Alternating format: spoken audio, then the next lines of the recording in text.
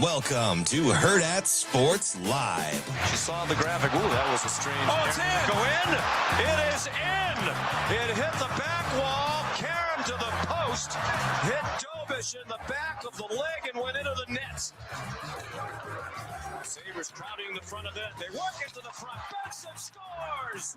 Zach Benson. A power play goal. And a 3-2 Buffalo lead. Box around red. Left for Wendy. You've been talking about that for 3 months, waiting to see that and unlocking it here in the playoffs. Scoping inside.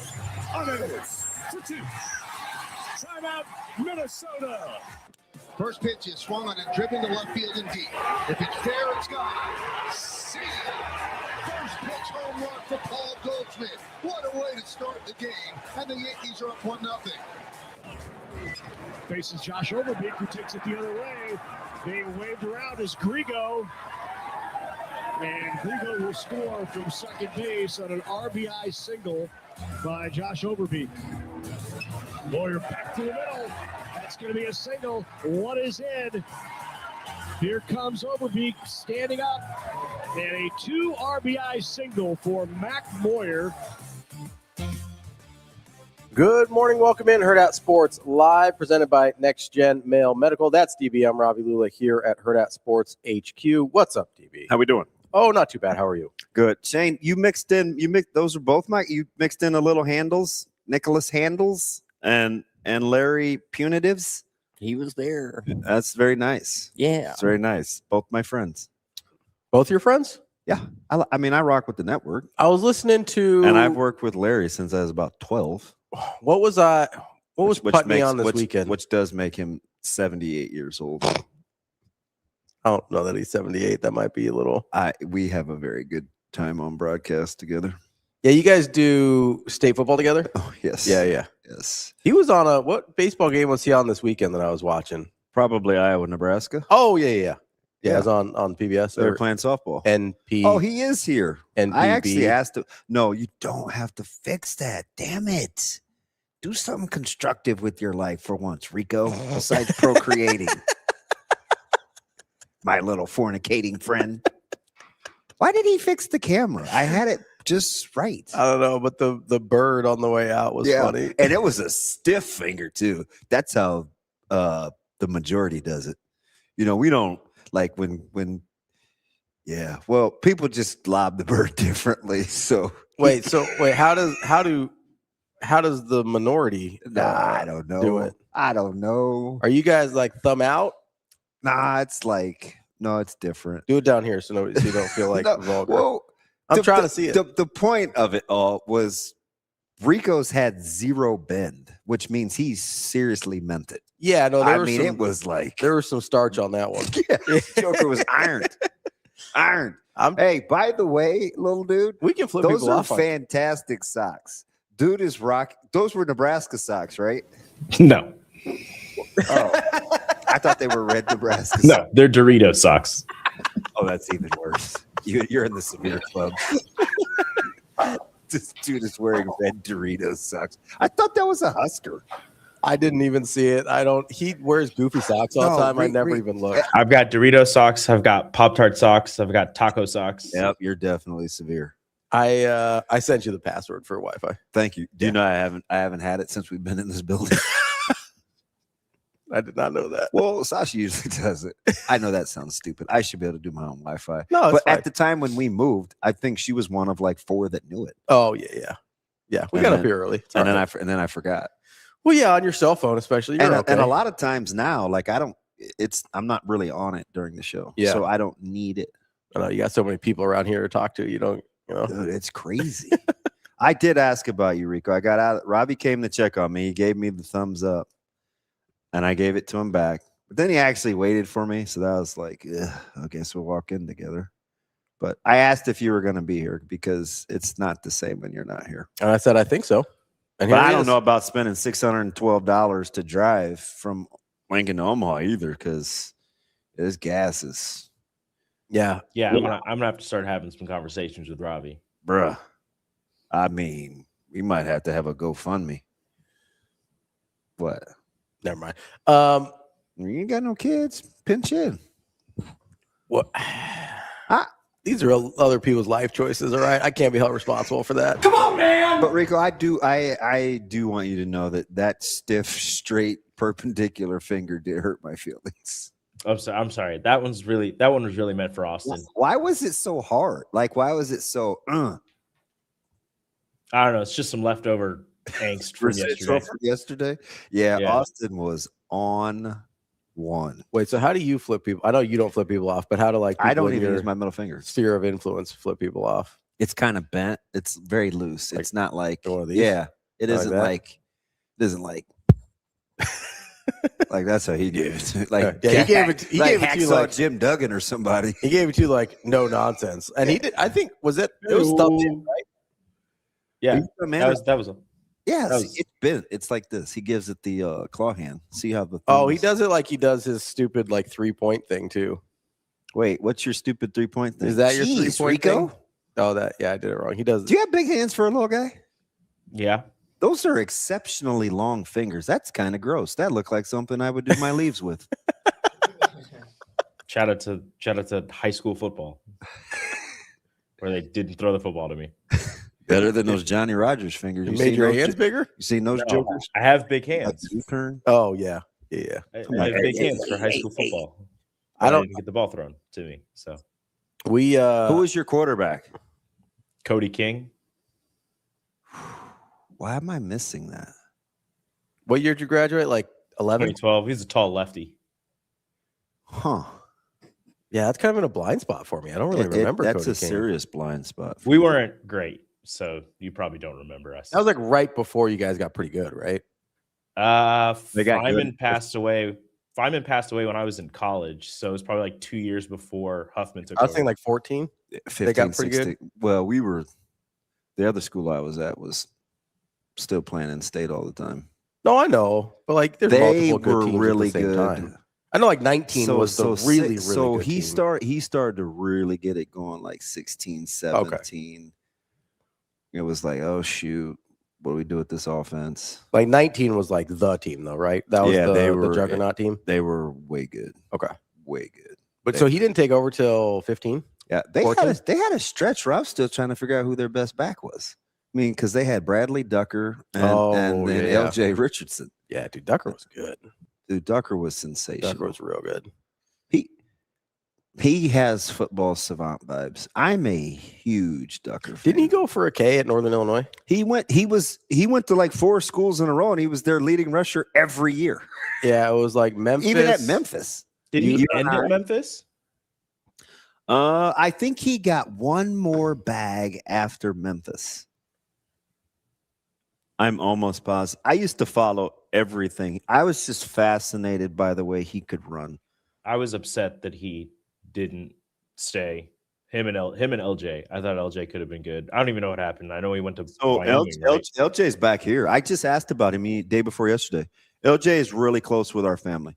So that's a guy I care about. And Wyoming had called a couple of times to see if they could get him back. Mm-hmm. By the way, we never even shout out my guy Sam Scott, who missed a year of being in the NFL to train a year and go back and then sign with the Jets this year. So really? Yes. I guess I didn't realize that. Yeah, Sam Scott signed with the Jets. Interesting. Hey, Sam Scott this is dumb, but it's me. He's a great hugger. Yeah. Yes. That's like you've mentioned that before, like, oh, they give good hugs, whatever.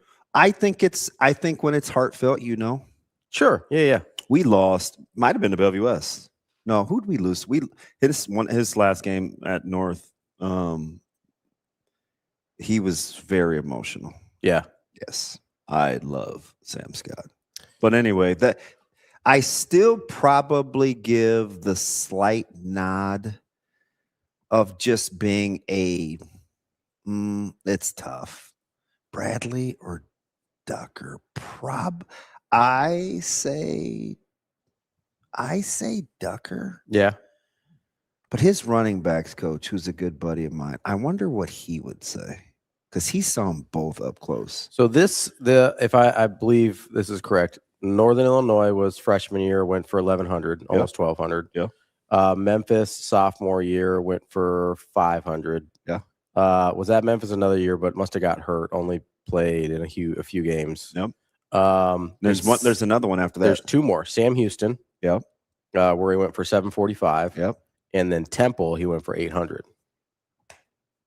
He was at that's wild. His lowest yards per carry in any year was 4.7. Dude, he's good. He went 5.1 for his career, had 3,300 yards and 24 touchdowns. He was way good. Yeah. And I'm telling you, he's kind of a football savant. Extremely bright. Not a very big guy. No, he was little, which is why people overlooked him. Yeah. I would say small. I don't want to. I think sometimes little is offensive. Although I do say little dude, but it's not offensive. It's because I understand. I'm a small guy. I think small would bother me more than little. I don't know. Shane, you're tiny. What would you go with? Back in the day. What? What? Surprise, surprise. Well, he made me mad when he didn't tell me the show was starting. Yeah, no, it was just up there, and I was like, "Oh, I guess we're gonna go." It was how he answered me. Shane, are we starting? Yeah. Like I didn't even know that we got an answer. I thought he like, just that's how he said it. Yeah. I didn't say anything. Like, yeah, derelict. How you not know? Get to the chopper! Speaking of undersized running backs, TK says, "Can we get Tay some big offers?" Tay Jenkins. TK says Tay-Tay's been the best back in the state the past 2 years, and it's not close. 100%. Yeah, I would agree. I just call him TJ. T Jenks. Yeah. What are the measurables on Tay-Tay? Tay is about 5'6" and some chump change and about 184. I say he's built like a pit bull though. Like he's so thick. He is. Watch. He's on a mission too. We got away from him early in inside run game, and I don't know if it clearly was probably not going to matter. I mean, they were prolific offensively and significantly better, but we left a little meat on the bone. Yeah, we left a little meat on the bone, but he's way good. He gives me Calvin Strong vibes.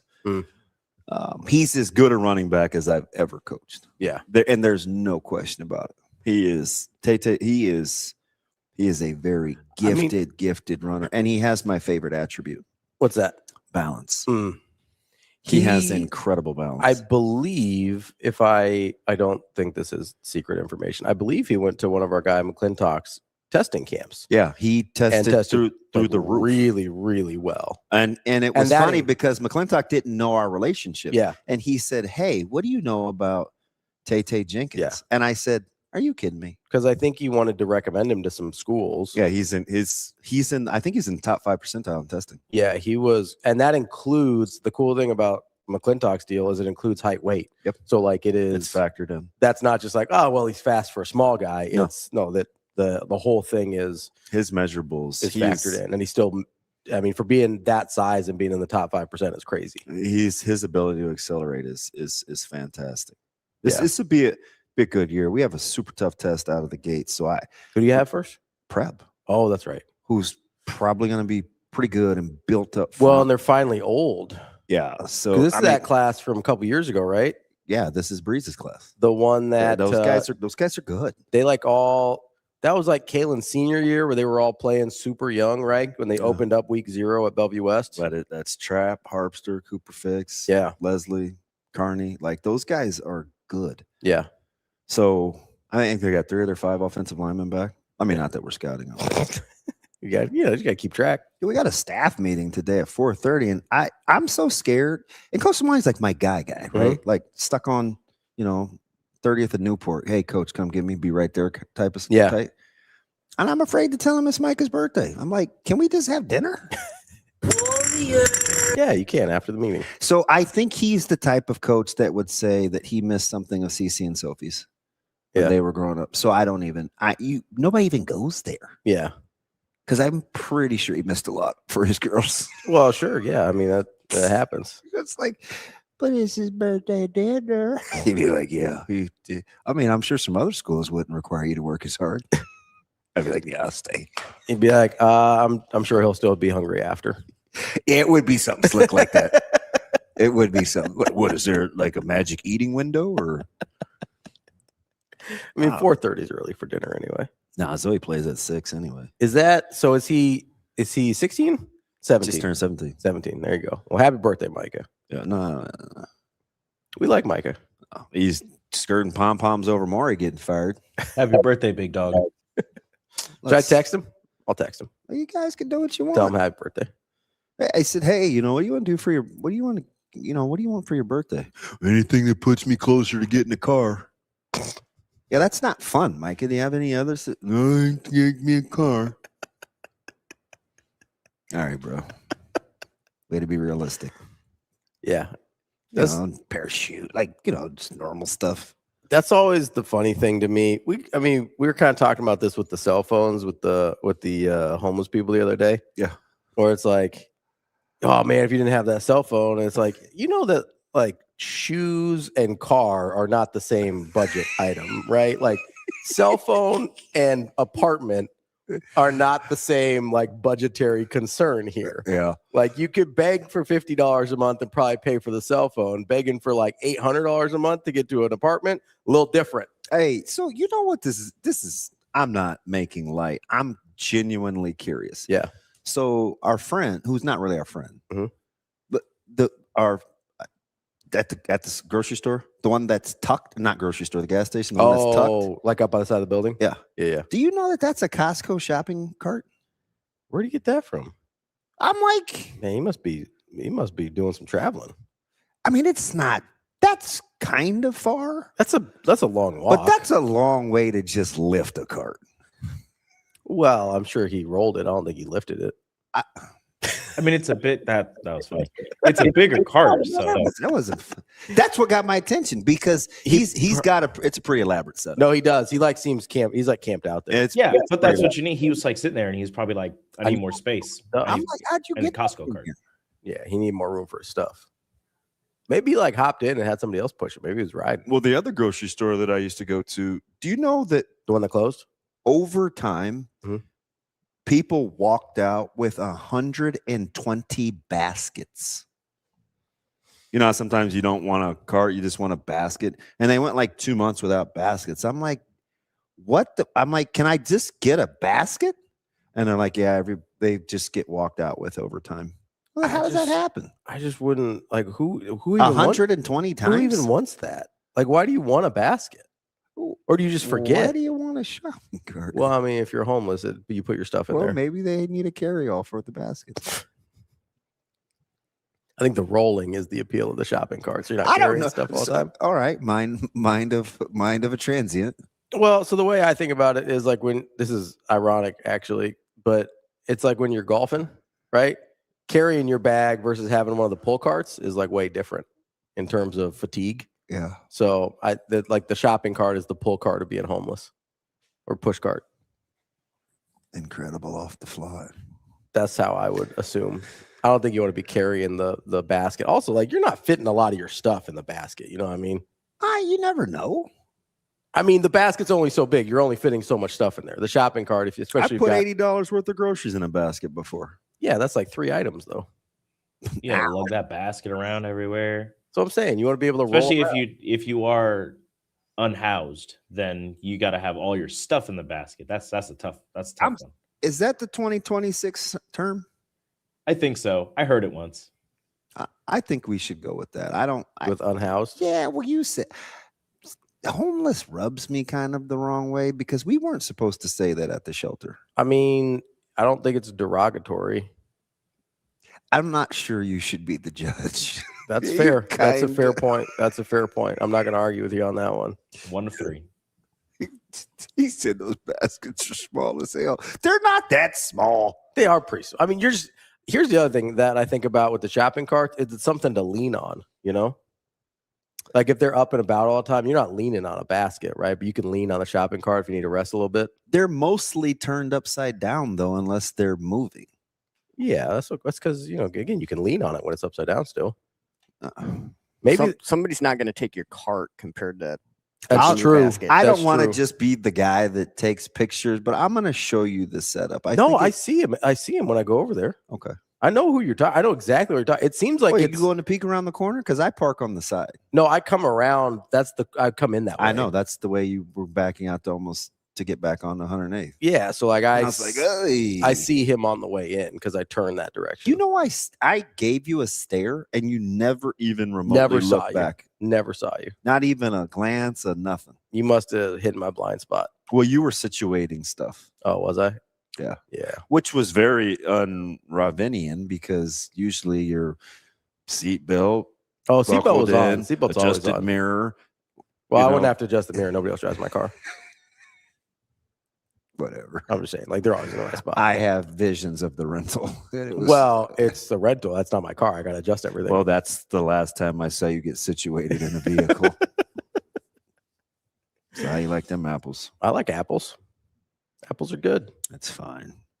Rico, what did you think of the game last night? You want my shower thoughts? Go ahead. This is not that deep. I need to make a graphic for this. No, this isn't like one of those. Normally they're pretty cool, and I need like help solving the world's problems with and save the whole dizziness one. That was not a great one. It was just something I felt like sharing that morning. Yeah. Was not a safe spot with you. That's not true. It's always safe here. So I noticed like this whole Creighton, Nebraska thing. Remember like when Creighton was winning all these and we were quoting the stats and, it was 12 out of the last 14 or whatever. And Nebraska couldn't win midweeks and it meant more to Creighton. You know what it's not? You know what I'm beginning to see now that Nebraska has kind of swung the pendulum? Mm-hmm. It's not really as beneficial to Nebraska. Like we don't say, ooh, Nebraska's, they own Creighton. You know what I mean? Like we don't say anything like that. Yeah. So, I think that's weird. So I think there's a couple things there.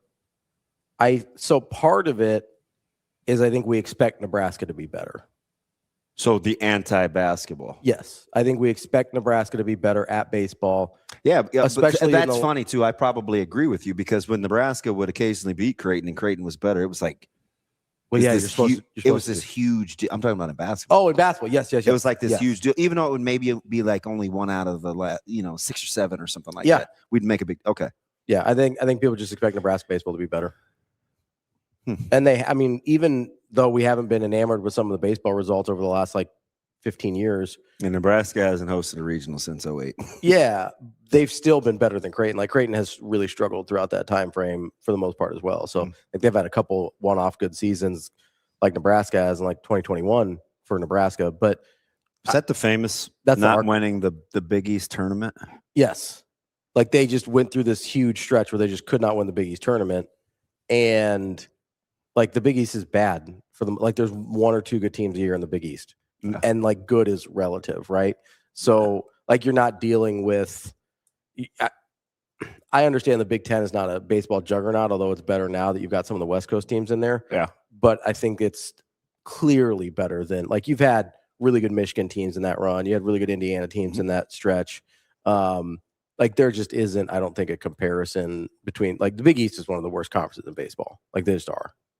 They're basically like Horizon League baseball if you're going basketball. I mean, a one-bid baseball league and a major basketball conference is probably not good. No. I mean, it's not just it's the investment in it too. Recently they've started to get a little better. You see some of the facilities. I'll watch them on. Dude, half these teams are playing at city parks. Legitimately, I'm not. That's not an exaggeration. Come on, man. I sleep and eat that stuff. I know. Yeah, I get it. I don't know that everyone is aware that literally you go out to I think Seton Hall, and it's one of the East Coast ones. I think it's Seton Hall. You're playing in a city park. Yeah. And they hosted a Big East tournament there, in a city park, basically. And they're like, oh, we got to be out of here by a certain time. They turn the lights off. It's just when Nebraska, they're winning, and it's oh yeah, they won. But if they lost, it would be up in arms. Yeah. Right. That low risk, that low reward, high risk thing is crazy in sports. It is. I mean, it's we don't like to just canceled it to save your RPI. Honestly, I'm not that bent out of shape. Nebraska actually kind of needed that because Creighton is still a top 90 RPI despite not being incredible this year. And with the way they got swept a couple weekends ago, they needed. a top 100 RPI game was still like relatively important for them. I think. And listen, it's not like, remember, I'm famously the guy that has forever since I sat behind a microphone hated RPI. Mm-hmm. I've called it, and for this isn't like a 3 or 4 year thing. But I will say this: I do think baseball was the one in which it was the most relative for the longest. It certainly needs either to go away or revamping, but relative, it was more relevant for baseball than I thought basketball, because basketball had more new cutting edge things. You know, we haven't had KPI for baseball for long enough for it to really. But there's been a bunch of advancements in metrics for basketball. So RPI was like, what are we still doing here? Yeah. And so it was easy for me to poke holes. Whether it's like Ken Palm and in baseball's Bartovic defense with RPI, the more metrics we're getting, that because you need a little time to see. Yeah. You need your sample size a little bit. Yeah, bigger. you need a longer sample size. Yeah, so I'm not that mad about RPI. Like I think it's still relatively effective. It's not perfect, the part of the RPI that I don't like is I don't really care where you play the game. I don't think that's as important anymore. I get the opponent's strength of schedule, your strength of schedule, but where the game is played is not. I don't know. For baseball specifically? Yeah, that's fair. Like, I don't know if I care at all. We just went through, like, off the cuff on a random humbug talking about, like, where does it still matter in sports where you actually play the event? Like, who has home, like, where does home field matter? Yeah. Or home court or home ice? I think there are certain situations. I don't think it's universal enough to include it in metrics. Like going to, like, if you were to come to Nebraska to win a volleyball match, that's a different thing. Yeah. Than almost everywhere else in the country, right? So like that obviously matters, but it's a very, to me, like case by case basis. That's pretty finite. Right. Yeah. Like I don't think it's widespread enough to be able to just blanket, hey, you get extra points for doing this on the road, as opposed to, and I don't, you probably shouldn't even include it in maybe if it's like a very, very small, like top 10 road game or something like that, you maybe include that just to give a little extra juice there. But the only one that I would say, and I don't think it's a crowd thing so much as it is an officiating thing, I will say in college. We talked about this being swayed in basketball. In college basketball, yeah, I do think it matters. Like anecdotally. Yeah, but there's so many stinking upsets. There are, but like anecdotally, you can see it happen. Like, give me a place where, I mean, maybe Cameron. Like, where's the? I mean, I've seen like it, where there are places. I've seen it happen at Gonzaga, where like teams will. Where I'm saying, no, hang on. Like, sorry. Where are there places where you go and you win there? I mean, apparently, the Pavilion and UCLA this year, because they were, a juggernaut there. But yeah, everywhere else, it's totally sarcastic. Their home winning streak their home record there was. I'm like, nobody's even going. How's that? How's that translating? Is it just because they're playing bad teams? No, anyway, that's your guy, Mick Cronin. Like how there are a handful of arenas where you win there, and you're like, ooh, like they won it, Paulie. They won it. That's how it used to be with the. How many are there though? Probably 4 or 5. I think. Just basketball? Winning in Cameron is always going to be tough. Yeah, I think it's relative. I mean, but they don't lose a ton anyway. Yeah, I think it's relative. I mean, is Florida a house of horrors? We don't even know what their arena's called. There's a few. Was that a laugh? Who did that? Was that Austin or Shane? No, Shane. I think I was Austin. Shane, that was funny too, Shane just went. The rack for how bad Rutgers is normally is usually that's a place where people say it's pretty they're tough to bad play. now. And Nebraska hasn't been, even though Nebraska is really good at PBA, they're not good enough nationally where they get the such and such won at PBA. Yeah. Now it has been rare. Yes. But it doesn't But they don't get the run. It doesn't get the run. Is that Michigan State's arena? I don't know what it is. Is that Chrysler? No. We were just there. No, isn't that? I thought Michigan. It's not Chrysler. Michigan That's was Michigan. Chrysler, yeah. So maybe Purdue. Off the top, BMAC and I walked that before on the Friday to go watch. Their crowd is fun. Off the top of my head, I don't know. So San Diego State used to be really hard to win at. I'm on Mountain West for some reason. New Mexico was really like the pit was really hard to win at. My point is I just think like Cintas, like where you play the game is. Again, I think there's examples of where it is, but it's not universal enough to make it a metric. I would agree with that. Like there was a few House of Horrors in the Big East for a while. Like Cintas, Xavier was really hard to beat at home. Depending on if Villanova was playing at the Pavilion or what is it, Finneran Pavilion versus at the Sixer Stadium, like that was a big difference. St. John's playing at Carneseca versus MSG is a big difference. Was a big deal.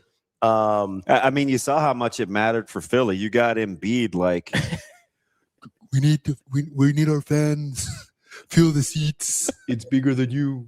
It was like it was like a Madison Square Garden takeover. It's like, as is tradition. Oh Lord, it ain't like going to Atlanta and taking over their arena. You want to say the Knicks prayer with me? No. So at one point during the Hawks game, I don't know if I told you this, Rico, in our group chat, I go, what did I say? I said, whose home game is this? Yeah. Every made basket sounded the same. Didn't matter who made the shot. It was like sounded like a Sweet 16 game at a neutral site. How many flipping Knicks fans have been, or transported to the ATL? It sounded the same every time there was a made bucket. It was just loud. The ATL is a very transient community. No, I get that. I get that, and they suck too. But like, you shouldn't be doing that at Philly. No, you shouldn't. You shouldn't. I don't know. I think the Philly fans have been weird with these Sixers teams the last couple of years, right? Like, obviously, Morey just gets let go yesterday, but it's been a super, like, it doesn't seem like they love these teams. Yeah. It seems like the most they've enjoyed a Sixers team was this year when Embiid wasn't playing, when it was just Edgecombe and Maxey just going wild. Yep. And like, I think they're over the Embiid thing, which I would understand. He's not that fun to watch. I get he's really good when he's healthy, but he's not that fun to watch. Like, he's a very plodding, type. He has to be. He can't move anymore. And I think they just rather enjoy. I know we lost. I'm just happy to get through here and be there at this point. Like, they're a better team without him. He said that like he was 76 getting to see his grandkids flourish. like that was like, you're still good enough to not be thinking like that. Yeah. I don't know. I don't want to go. I'm not an Embiid guy. I never have been. So I don't have. I'm not going to argue with you against the Embiid like hatred because I've never been a big fan. So the NCAA issues a statement. Hey, we see what you're doing with canceling games in the RPI. And I was like, I mean, I guess just make it so if you play a game and you win, you don't drop. Yeah. Right? Like that's the part that not only baseball, this happens in basketball too. But I do think sometimes you're like overly paranoid though. If you're Boston, like play the goddamn game. I sort of get it in baseball. Because you don't want to waste arms on UMass Lowell. My favorite parking attendant at Nebraska's name's Lowell. So he's the GOAT. Is that the guy with the German Shepherd or no? That's baby Santa Claus. He's the older guy with the big gray beard. So you could pet the German Shepherd? No, that's the actual officer. Oh, gotcha. Okay. Yeah. Can I pet that dog? The guy with the canine unit? Yeah. Yeah. So it took me 2 years, I told you, to build up the courage. Yeah. And that's what I wanted to say, Shane. Can I pet that dog? Not with the twang, but I was like, hey. Majority of the people that are here, they just want me to say, can I pet that dog? Wow. She's like a real person? What'd she do? Was she doing like a town hall sit down? Can I pet that dog? No. Can I pet that dog? No. No. Can I pet that dog? So, like, I don't know. Like, the arms thing is real, though. The arms thing is real. But you know what I wish people would make it about, and then I could see it? What's that? Like, it's expensive. Oh, yeah, sure. Yeah. No, I get it. It's expensive, especially to travel. So I was thinking about the arms, and I was thinking about, I think with baseball, there's Maybe not. Yeah, maybe. There's Kobe is flat out. I'm just You going. can't say that word. Kobe says whatever the heck he wants to. Apparently so. It's the internet. You can say whatever. I don't even know if I put that in the top 5 most. Now that's an ugly word. Yeah, but it's not top 5 most offensive things that's been said on this pod. Not most offensive. It is a word that I don't enjoy saying. Like that's a word I usually don't say. Unfortunately, that word has been said on this show. Yeah, by that guy. Who said it? Austin. Oh, I was telling a story and I asked for permission. I did not think that was the word you were going to say. That is not the word anybody thought he was going to say. Was in Lincoln? Was I in Lincoln? I think so, yeah. Yeah. So he was telling a story about getting knocked out cold in high school football. Yeah, AJ. Or about knocking somebody else cold? No, somebody. Oh, God, no. I got knocked out. Yeah. Come on, let's get this right. He said, "Oh God, no! I'm not bringing any sort of wood." All-state honorable mention. So you got. I do bring wood, just not on the football field. I'm more of a sausage guy, though. Like to follow Rico's footsteps in that case. I don't know why you keep talking about me. He's got to. You're not even in your prime for dudes, but you rev exceptionally. Next gen will never see you. All you talk about is that. I honestly think Austin just keeps talking. Another 8 years. That's terrifying. I think Austin just keeps talking about it because he ain't getting none. Oh, wow. The booby part sounds way better, though. Shots fired. How about my man, just Mr. Rico Casanova Suave Cool Austin? He's at the hotel pool from Dr. Fiance's vantage point. He's doing a goofy breaststroke, and phone's gonna be on D&D. I was like, that ain't game. That's weak sauce. He's still texting us. That's all I know. Is he still was texting us? Oh, don't bother me when I'm at the hotel. No, maybe we'll have to address that in marriage counseling, Austin. I think he's got. I mean, I could say, hey man, the way that tree is trimmed, I can't believe those pine cones have a chance. And Austin could stop. Shocked you didn't say bush. See,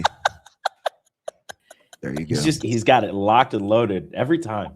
It's uncanny. It's actually pretty impressive. It is. It is impressive. It's a skill set, Yeah. Hey, Juan, what'd you go with at the concessions last night? You see Jay Saudi's comment? Listen, Sadie's I'm telling, don't get that guy started. He's naughty too. He's naughty too. You should look at Headley's comment. I'm terrified sometimes because he came back with a vengeance. He was laying in the cut for a couple of weeks. Yeah, remember? I said a couple of funny things. I said a couple of nice things about some other funny guys, and Headley was like, "Yeah, hold my beer." I have to. I can't even. Ron Burgundy, that guy. We're probably done. Dang. So okay. So Adam just texted me. McClintock. We were talking about Tate earlier. Yeah. So he's still 79th overall in terms of athleticism score. Do you want to guess how many male athletes they've tested? God, they do youngins too. I'm gonna say they just got started. What, 3 years ago? 3 years ago, I think. I will say 79th out of 6,000. 11,000. Jesus. 79th out of 11,000. We didn't do him a lot of credit with the 5%. That's like 0.5%. I don't even know if ask AMAC if he knew then, because that was last year he sent that to me. Yeah, that was about this time. That's the top percent that he's in. 0.007. Hey, he's in the top 1%. He's in the top. I believe he's in the top 0.7%. Top 0.7%. Look, Darren Sproles was a small guy. He's got Sproles. There's a lot of Sproles to him. There's some Sprolesian. The balance, he can put his hand on the dirt, his ability to accelerate. Is he squatting 10,000 pounds like Darren Sproles was? When he applies himself, and I may have to send him this clip, he is a fantastic lifter. but he still flirts with wanting to wear pajama bottoms, and that's a no-no. He's still a little bit of that. He's a little squirrely. Come on, man. But he's good-natured, so he's hard to get mad at. I need you to get on that Mo Purify lifting game, all right? And he's a big snack guy. Yeah. Like, he could eat probably 18, 19 Rice Krispie treats. Mm-hmm. I mean, he will leave a garbage can full of fruit snacks. He's got to keep that weight on, man. Look, as long as you get the workout in and you get the lift in, it's all good. I call him snacks. I mean, yes, Kobe Sproles was jacked. So was Tay-Tay. That's the point. Yeah.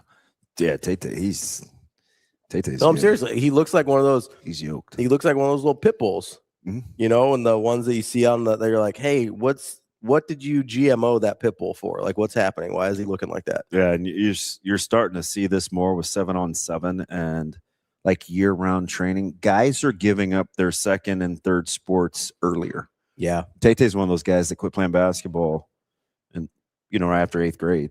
I'm conflicted. I am too, because I look at a guy like Micah and I'm like, it'd be nice if you were still hooping. No, I think that multi-sport. But then I looked at Caleb and I was like, stop hooping. Yeah. You're like, hey, stop doing that. And he's actually good. Start working out. Yeah. I asked this idiot Sunday, like, we do the what would you told your. Yeah. And he always gives me something philosophically. I said, okay, enough of this. Yeah, give something practical. Like physically, what would soon to be 21-year-old have told 16-year-old? He said, I don't know. Maybe work out more. Yeah, okay, bud. Yeah, all right. That's fine.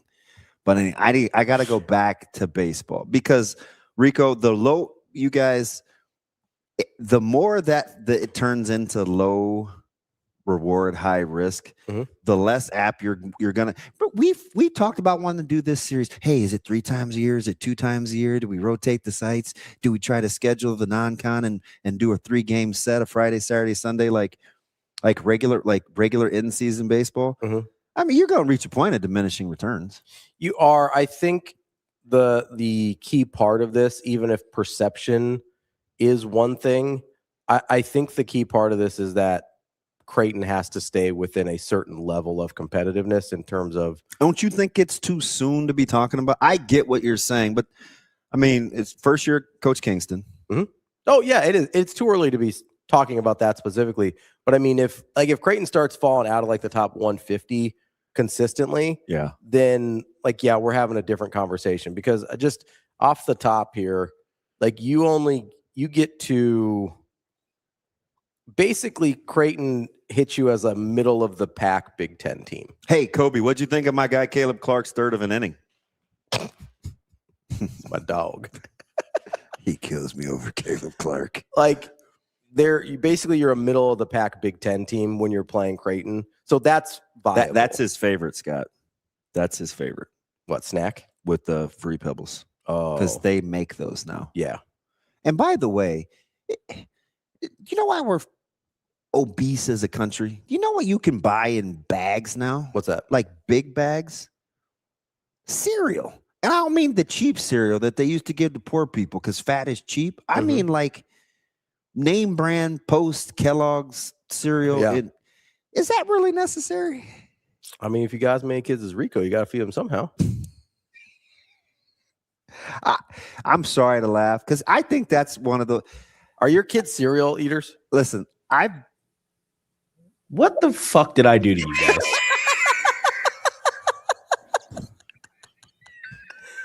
Hey, better you than me. Listen, I don't mean to laugh. That was, I don't know. I don't like that word, but that was kind of funny. All right. So Rico, let me tell you, let me tell you what happened for me at least. All right. In passing, this is a month ago, I think. In passing. No, this joke's been longer than this. I know, because he went ham and he was like, I got one less kid than Damon. And you're like, well, he's 50-something years. And I was like, hey. It really dialed up the last month. And it's because, and he knows exactly why. I told him this was going to happen. He goes, we had made some joke. It might have been the rant that he was talking about with the number of kids with you or whatever. It was about a month ago. And he goes, he's talking to the wife or whatever.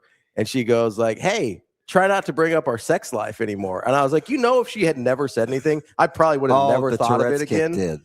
And now it's like, I'm just petty now. And it's like, literally your wife cannot stop me from talking about anything that I want to on the show. And so I'm a child and defiant. And so I told you it was going to happen. I told you. I love the self-awareness. I know. I'm not going to change, but I'm aware. Super defiant. Yeah. So listen. You make me look easygoing, and that isn't true. Now that you seem to have reached a breaking point, I personally will stop because I feel like I've made my point.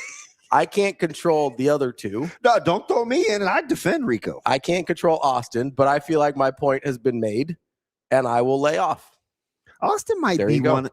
Austin might be one of those. I told you what was going to happen, didn't I? I told you. Kind of like a guard. Yeah, but I thought you'd be a good person. I mean, that was my first mistake. No. Yeah, that was my first mistake. No. I thought you'd be a friend. I'm an off-air friend. Dude, he's single-handedly trying to ruin our group chat, which was supposed to be for business purposes. No, that was just the one time. You're the one that sent some weird equalizer clip yesterday. Did you send that through long chat? Yeah, what? No. Why did I send that? It's not even in English. We can't play that. Most of it's in Italian. You're not supposed to read the words. You're supposed to hear what he's.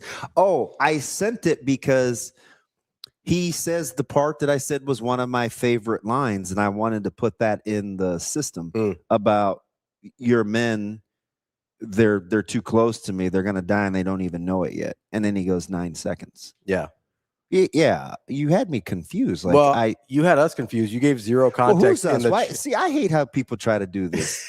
They may have been confused, but let them say it. Don't be the dude that says, "Well, we all," or who's we? Did you? Damon, I was confused. I knew what that dude was going to say. I was just at Westside Soccer trying to understand what this DB TikTok was. I was like, why is this Italian equalizer on my page right now? Okay. We're just going to flame the thing, huh?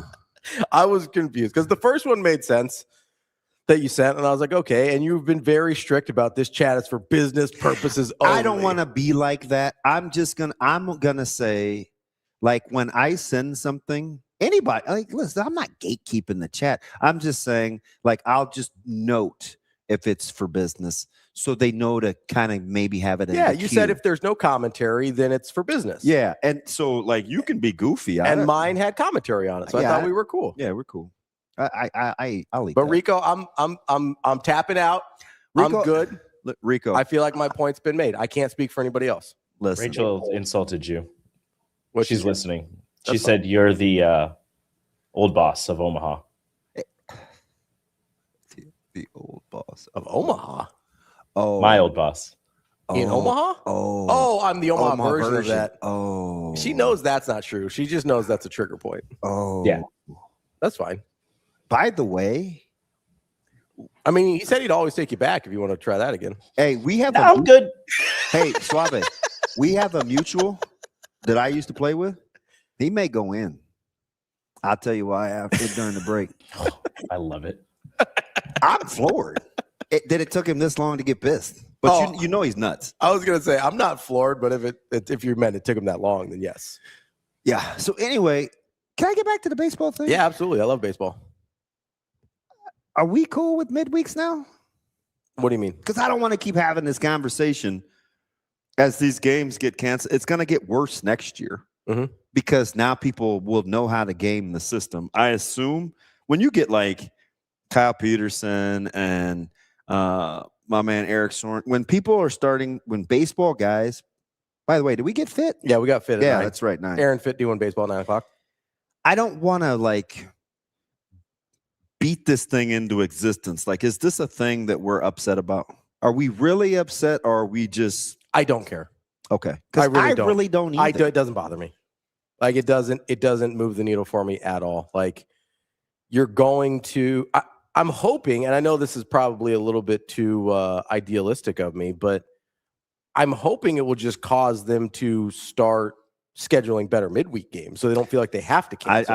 I don't think that's going to be the code. I don't think if you're a coach, is that your natural reaction? Hey, let's schedule tougher midweeks. I mean, if you're really concerned about RPI, that'd be the solution. No, I think it's got to happen in the non-con. What's that? I think it's got to happen in the non-con. I mean, that's fine. Nobody's chomping at the bit for tougher. So you're just not playing midweeks then? You're just getting rid of them? Because I don't know how. If it's me, I wouldn't want my guys not to play for basically a week. I would want. And they don't either. Right. So you sort of have to play some midweeks at least, I would think. Maybe we need Coach Sanders back at Nebraska, where he would just call up a team just to play a midweek because they had an open spot. Yeah, I mean, listen, it doesn't. The canceling of it doesn't really move the needle for me. If you think that's what's best for your team, we're the same. Like, this happened a few years ago I think it was during the COVID stuff, where Xavier was canceling games against Creighton to make the Big East tournament. Like, that was incredibly shady. Yeah. Canceling conference games for. We saw Purdue try to get into the conference tournament Purdue against did the Nebraska. same thing with Nebraska by not. Oh, we can't find an open date for the rain out. Sorry, guys. Like, that bothers me. Yeah, do you not have tarp? But no, oh no, we forgot to roll the tarp out. Shoot, it rained last night. Yeah. There's that stuff bothers me because I think it's pretty deceptive. But if it's a midweek non-con game, I don't know, who cares? I feel like that does, to me, I think it does you as much harm in terms of, if you're gonna do it regularly, one-offs, it's whatever. But if you're going to do it regularly, I think it does you as much harm by just not playing baseball for a week as it does good by saving the arms. Yeah. So, Rico, you're all things Nebraska with sports. Nebraska's your favorite college baseball team? I don't think I really have a favorite college baseball team. Do you? Yes, you're not going to like it, though. I don't. Is it Florida State? It is Florida State. It's always Florida State. Oh, I knew that. That's dumb. Marshall McDougal. Marshall McDougal. I'm not mad at you for that. I guess I know what you do is dumb, and I still love you. That's true. I guess for me, there's 4 teams that I just love that come to Omaha, and it's Texas, LSU, South Carolina, and Florida State. God dang it, Rico. The Texas is tough, man.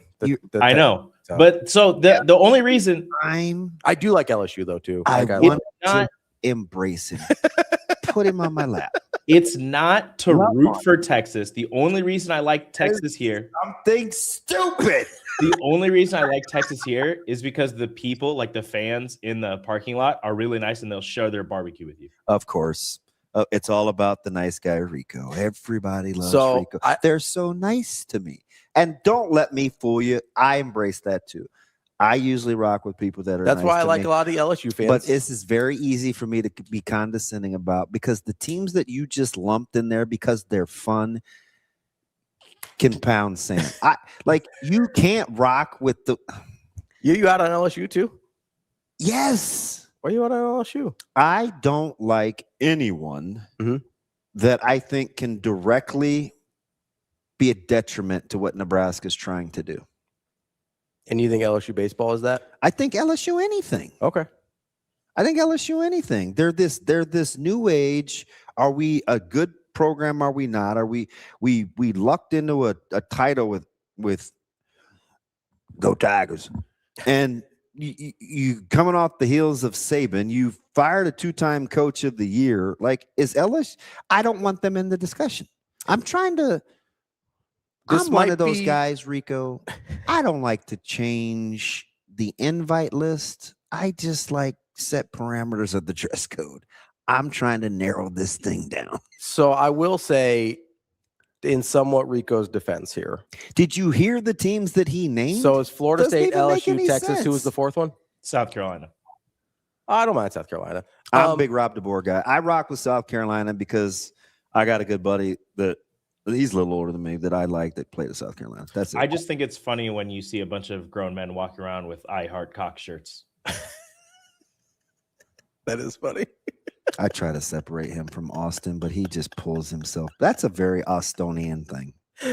So this might be very strange for whatever reason in my mind. And this doesn't include Texas because I hate Texas and everything. But in my mind, I sort of separate college baseball from everything else, and I don't know why. Emotionally, it doesn't connect. LSU, I get what you're saying about LSU. And I hate Will Wade. But LSU baseball feels like a different thing to me than the rest of the university.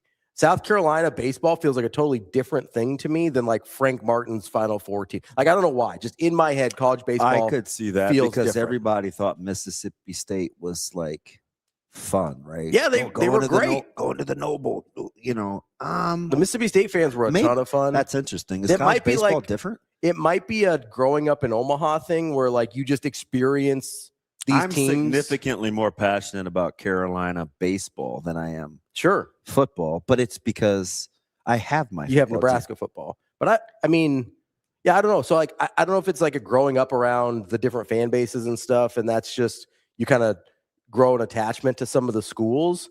But I feel way differently about college baseball teams, even in the SEC. Like, I don't hate SEC baseball the way I do basketball and football.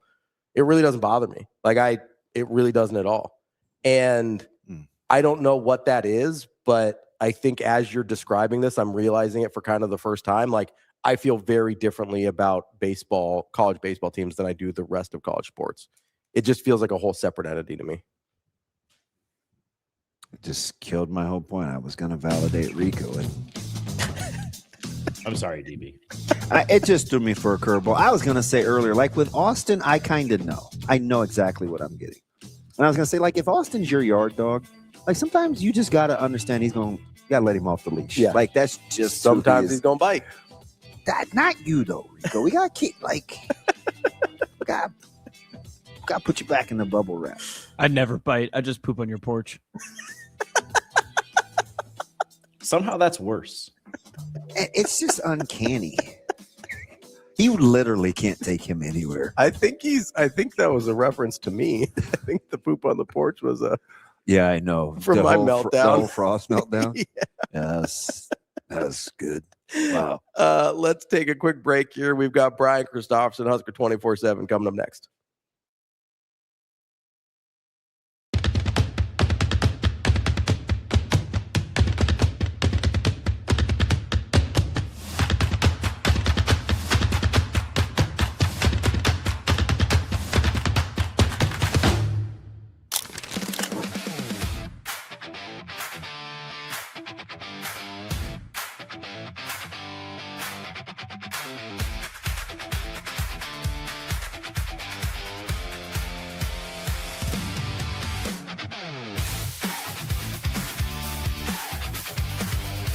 Yeah, Ricky's only a sophomore. It's his first year on varsity. He started off the year not as a starter, and through injuries and things like that, he's stepped into that role, and he's down the line been one of our most phenomenal players this season. And so I don't think he has scored yet, and so I think that was his first goal of the year and a left footer to boot, and he just wrapped his foot around it, curled it into the side netting, and from there on, that gave us the result. So super proud of his effort and just again his drive and determination.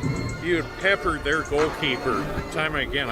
I think you had 24 shots on goal today, and what'd he do against you guys? Yeah, keeper played great. Tipped, I think, 2 off the bar. The shot keeper on the scoreboard is kind of a blessing and a curse because you kind of can see how you're doing during the match. It gives you a gauge. Today, again, we were, it was heavily in our favor. So, like I said, I felt like we had controlled the match and put us in a good position to win. So.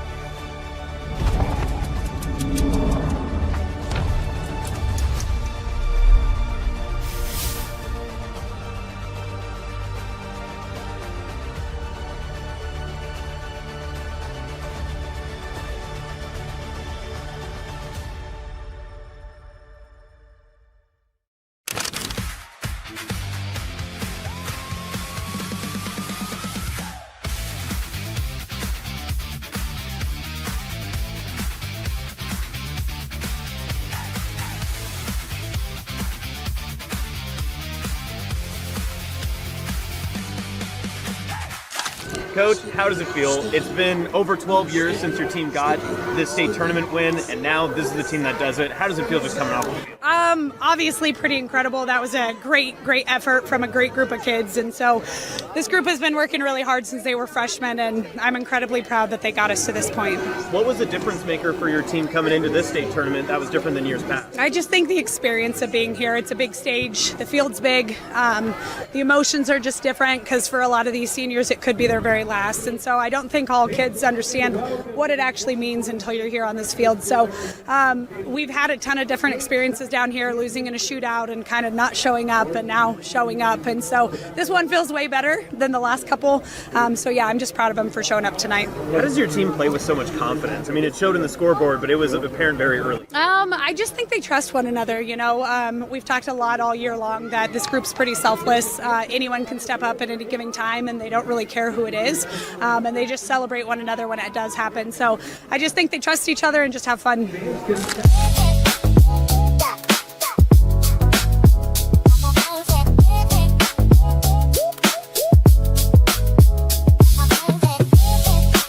I think it's very genuine when we get to play a rival like them. Players get up for the game, and we seem to catch them at the right time at state. So they're an unbelievable program with great players, but we just had a little bit more in us today than they did. You've been on the rise the past couple of weeks. You told me last week you felt you had this team all along. Yeah, it was kind of last year. The system we implement kind of takes a month or so. March is always rough to get going and try to get the players' personalities out of them and try to get on the same page. But we just kind of seemed to hit a groove sometime in mid-April, and I just felt confident after that. How about the game Miles played tonight?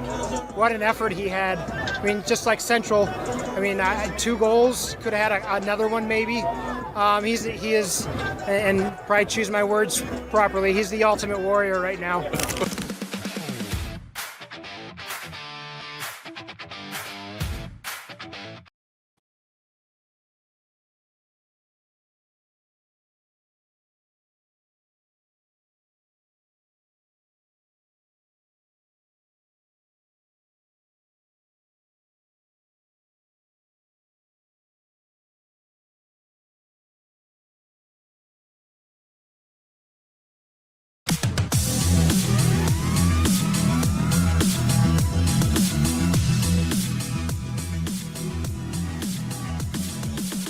You're listening to Hurrdat Sports Live. Here is Husker 24/7 senior writer Brian Christopherson. Yeah, you got guys and walking into Ace Hardware without their shirts on. Brian Christopherson. We got a pretty good sewing circle in this state. Brian Christopherson. To me, it's like crunch time, baby. Here is Brian Christopherson. Welcome back, Hurrdat Sports Live, presented by Next Gen Male Medical. That's DB. I'm Ravi Lulla here at Hurrdat Sports HQ. We are joined now by Brian Christopherson, Husker 24/7. BC, what's going on, buddy? How we doing? I'm doing well. How are you guys? We're good. I'm just trying to. I feel like I want to gatekeep sports, and everybody has their own little quirks and nuances, and they're letting themselves off the hook by saying it's just different with college baseball. And I'm like, I don't know, man. I still think we equate college baseball with the College World Series, which just means fun. Mm-hmm. Yeah, I am more about the baseball. So we don't agree, but that's nothing new for this show, BC. It's just kind of what we do. Yeah, that's good. It's good to have the give and take. That's what makes you guys successful, right? Are you a college baseball guy? I get Bruntz does. That's what he does for you guys. But is that your thing?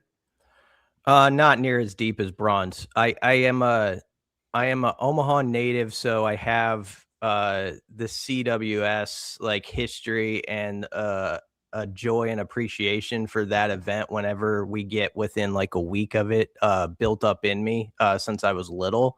So I would guess I'm a half and half. I don't follow the rhythms of the season as well as Bronze or some people around here, and I really appreciate that those people do.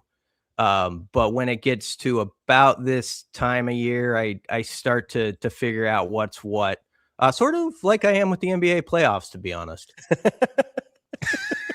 Okay, so I won't give you your thoughts on the 76ers shaking up their front office. I'll carry on. No, BC, we were talking about kind of sort of the Nebraska versus Creighton thing and how some of these midweek games are getting canceled by teams and things like that. And it was just really interesting. I think it applies across sports. You know, we see certain home and homes getting canceled in football and that we get a lot of talk about the non-conference schedule in basketball and what the matchup can actually do for a particular team in that given sport. How much do you care about that in terms of, I mean, we can do it in football terms, you know, obviously you've got some of I think it was the Tennessee series that got canceled with Nebraska and people were kind of up in arms about it. Like, how much do you care about, hey, this is good for this team? And does it change based on where you think that team is sort of in their trajectory of building a program? I think baseball can be in a tough spot because these games do mean a lot to the fans. I mean, when Nebraska and Creighton play each other in anything, people care about it. And yet it's understood. Like I heard, the CU coach during the game doing an interview, like they've got a weekend series that they got to handle their business coming up this weekend. Like that's got to be first and foremost on their minds. And there have been other times within this series over the last decade when maybe Nebraska's pitching depth wasn't quite where they wanted it yet, but you have to save your arms for that Big Ten series that's upcoming. And so it's sort of this unfortunate kind of give and pull between like it is meaningful. It does shape the conversation, like how you do in these in-state games.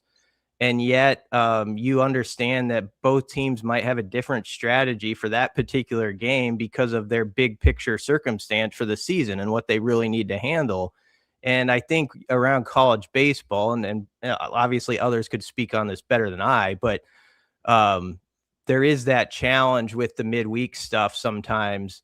I mean, someone would say, well, build up your pitching depth and then you can handle it, but it's not always that simple. And so it is an interesting scenario. And I know that a lot of teams across college baseball this year, a lot of really good programs had their struggles or dogfights on Tuesdays and Wednesday nights within the season.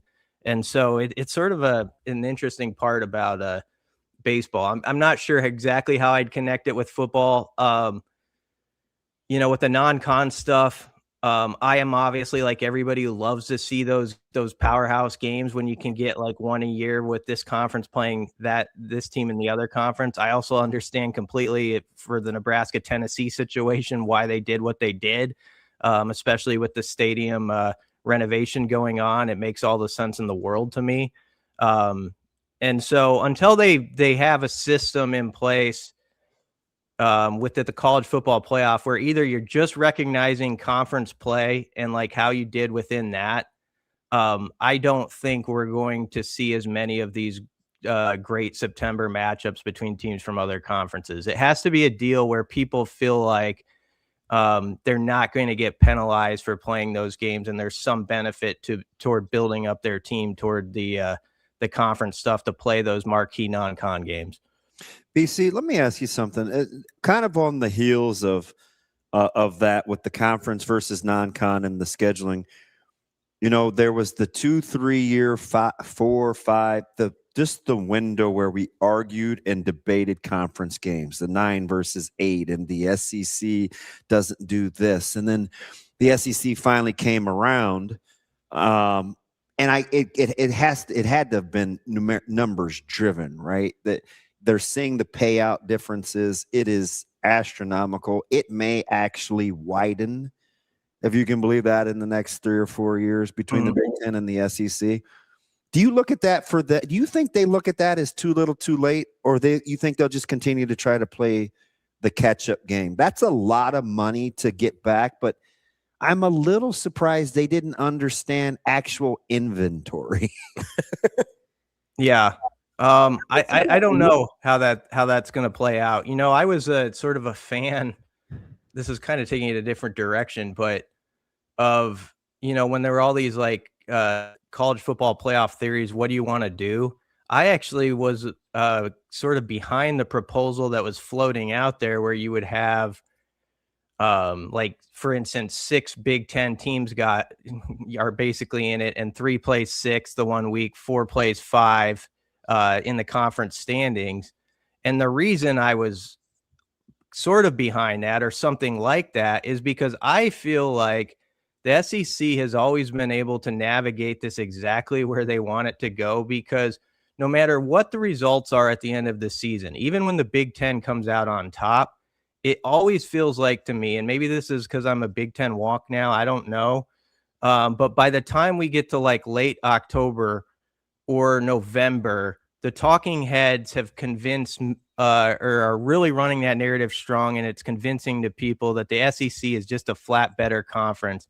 And so they're going to get more teams in the playoff. And the SEC has not had to change anything because they've always believed, and rightly so, when it comes to it, and you get to the stuff that we really care about, which is the championship stuff, getting in the playoff, we are going to have more teams recognized than any other conference. And so I'm for anything that sort of evens that out.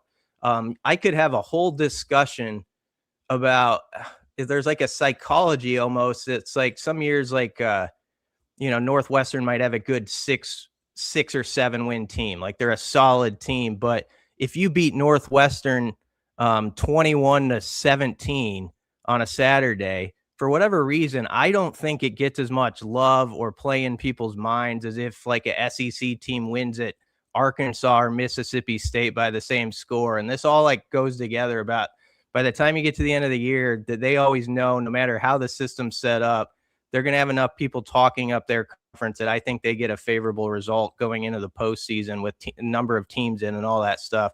And so that's why, long answer long, I don't feel like with any of this stuff they've felt a need to play ball exactly the same, even if the money sometimes speaks otherwise in certain categories.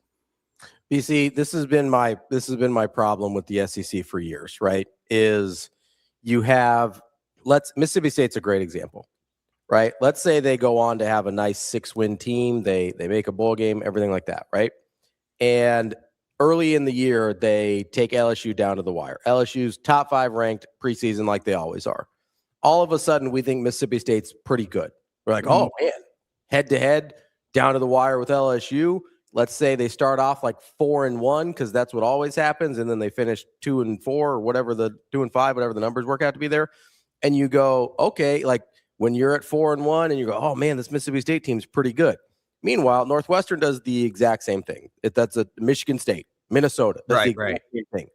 But Mississippi State, because they played an LSU team close that ends up being 8-4 or whatever, and not in the top 25 even, because they played them as a top 5 team close that shouldn't have ever been a top 5 team, they all of a sudden get all this credit. This is why I call it a Ponzi scheme, because you load up the front with all these preseason ranked teams, and then everybody gets credit for almost beating the preseason ranked teams that fall out of the rankings by the middle of the season anyway, or fall dramatically below where we thought they were going to be. And then we're like, oh yeah, Mississippi State's good. Look what they almost did to LSU. And it's like, yeah, but LSU isn't what we thought they were. So we never go back to the start and kind of recalibrate our thinking.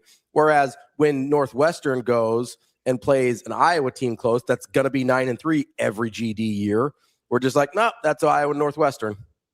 Yeah, exactly. Yeah, and there's all those 1 or 2 teams, maybe more, that get the benefit of the doubt with those preseason rankings. And you're right, the conversation shifts without us ever reevaluating, like in late October, November, like, oh, that wasn't actually a top 10 team, that sort of thing. You're exactly right. And obviously the names we're using of the programs, they switch around from year to year, but you know what I mean? We're talking about like that middle ground of the conference. And I just feel, for whatever reason, I don't know if it's baked into people's minds, certain teams in that league, the SEC, if there's a hard fought game or whatever against them, it's like, that's SEC football, baby. It's a tough every Saturday. It's a grind. And I do think they get a little bit of a benefit with that in people's brains, and it gets talked up by the right people on air throughout the season that they're going. And so all this leads to, by the end, when you're like, no matter how many teams are in the playoff, unless you have a set number, like you get 6, and you sort of do it a little bit NFL style with the setup, they're always going to come out with a couple more than everybody else. Even if like in the January before, everybody's like the Big Ten's king now, that always shifts. That whole topic shifts by the time we're to October, late October. It's never expressed the same way by people. And it's super bizarre to me because they like the Teflon quality of the SEC is crazy because like I never understood last year. And listen, I like Florida State, so that doesn't bring me any joy to bring this example. But Florida State sucked last year, and they have for a couple years now. And Alabama like did not get hammered for that loss the way they should have. We thought Florida State was good for a couple weeks because they beat Alabama, who we thought was good. And then we see the rest of the season and we go, oh no, Florida State's bad. But we never went back and be like, Alabama got hammered by Florida State. That should have been a much bigger problem for their season than it ended up being. Let me ask you something though, before you, BC, for whatever the reason, you guys, I don't see this happening as much in college basketball, and certainly not in baseball because of the different guys that can take the bump in pitching. We're very reluctant to actually go back and analyze the team. In football, I hear this a ton. Well, at the time. Mm-hmm. Oh, this guy was hurt and this guy was like whatever. College football seems to get at the time they were. And it ages differently in college football. Do you think that's... No, that's accurate, but to me, that's the blanket they put on everything. I just think that happens more in college football. To justify their nonsense. That's what I think. I don't know. BC, what do you think? No, I think you're right, Damon. I don't know exactly why. I suppose, college football is like the biggest thing, aside from the NFL, of course, but like it's just got so much attention and so much conversation about it year round. I suppose that's why, because we work ourselves into this very conversation we're having now, whereas a lot of people wouldn't have that about the other sports probably. So that must be the reason, but it is interesting how it's different for sure than the other sports. There's no question. You're right. Mm-hmm. BC, I don't know how we got on the SEC stuff here, but I think I took us there with I answered a question how my brain took it, and there you go. How dare no, it's fine. We're talking with Brian Christopherson, Husker 24/7. As we're kind of in this strange period of a little bit quiet in terms of both basketball, seems like their roster is sort of more or less set. Football, the recruiting cycle seems to be a little bit slower right now in terms of, I think June it's really going to ramp up. If I remember correctly.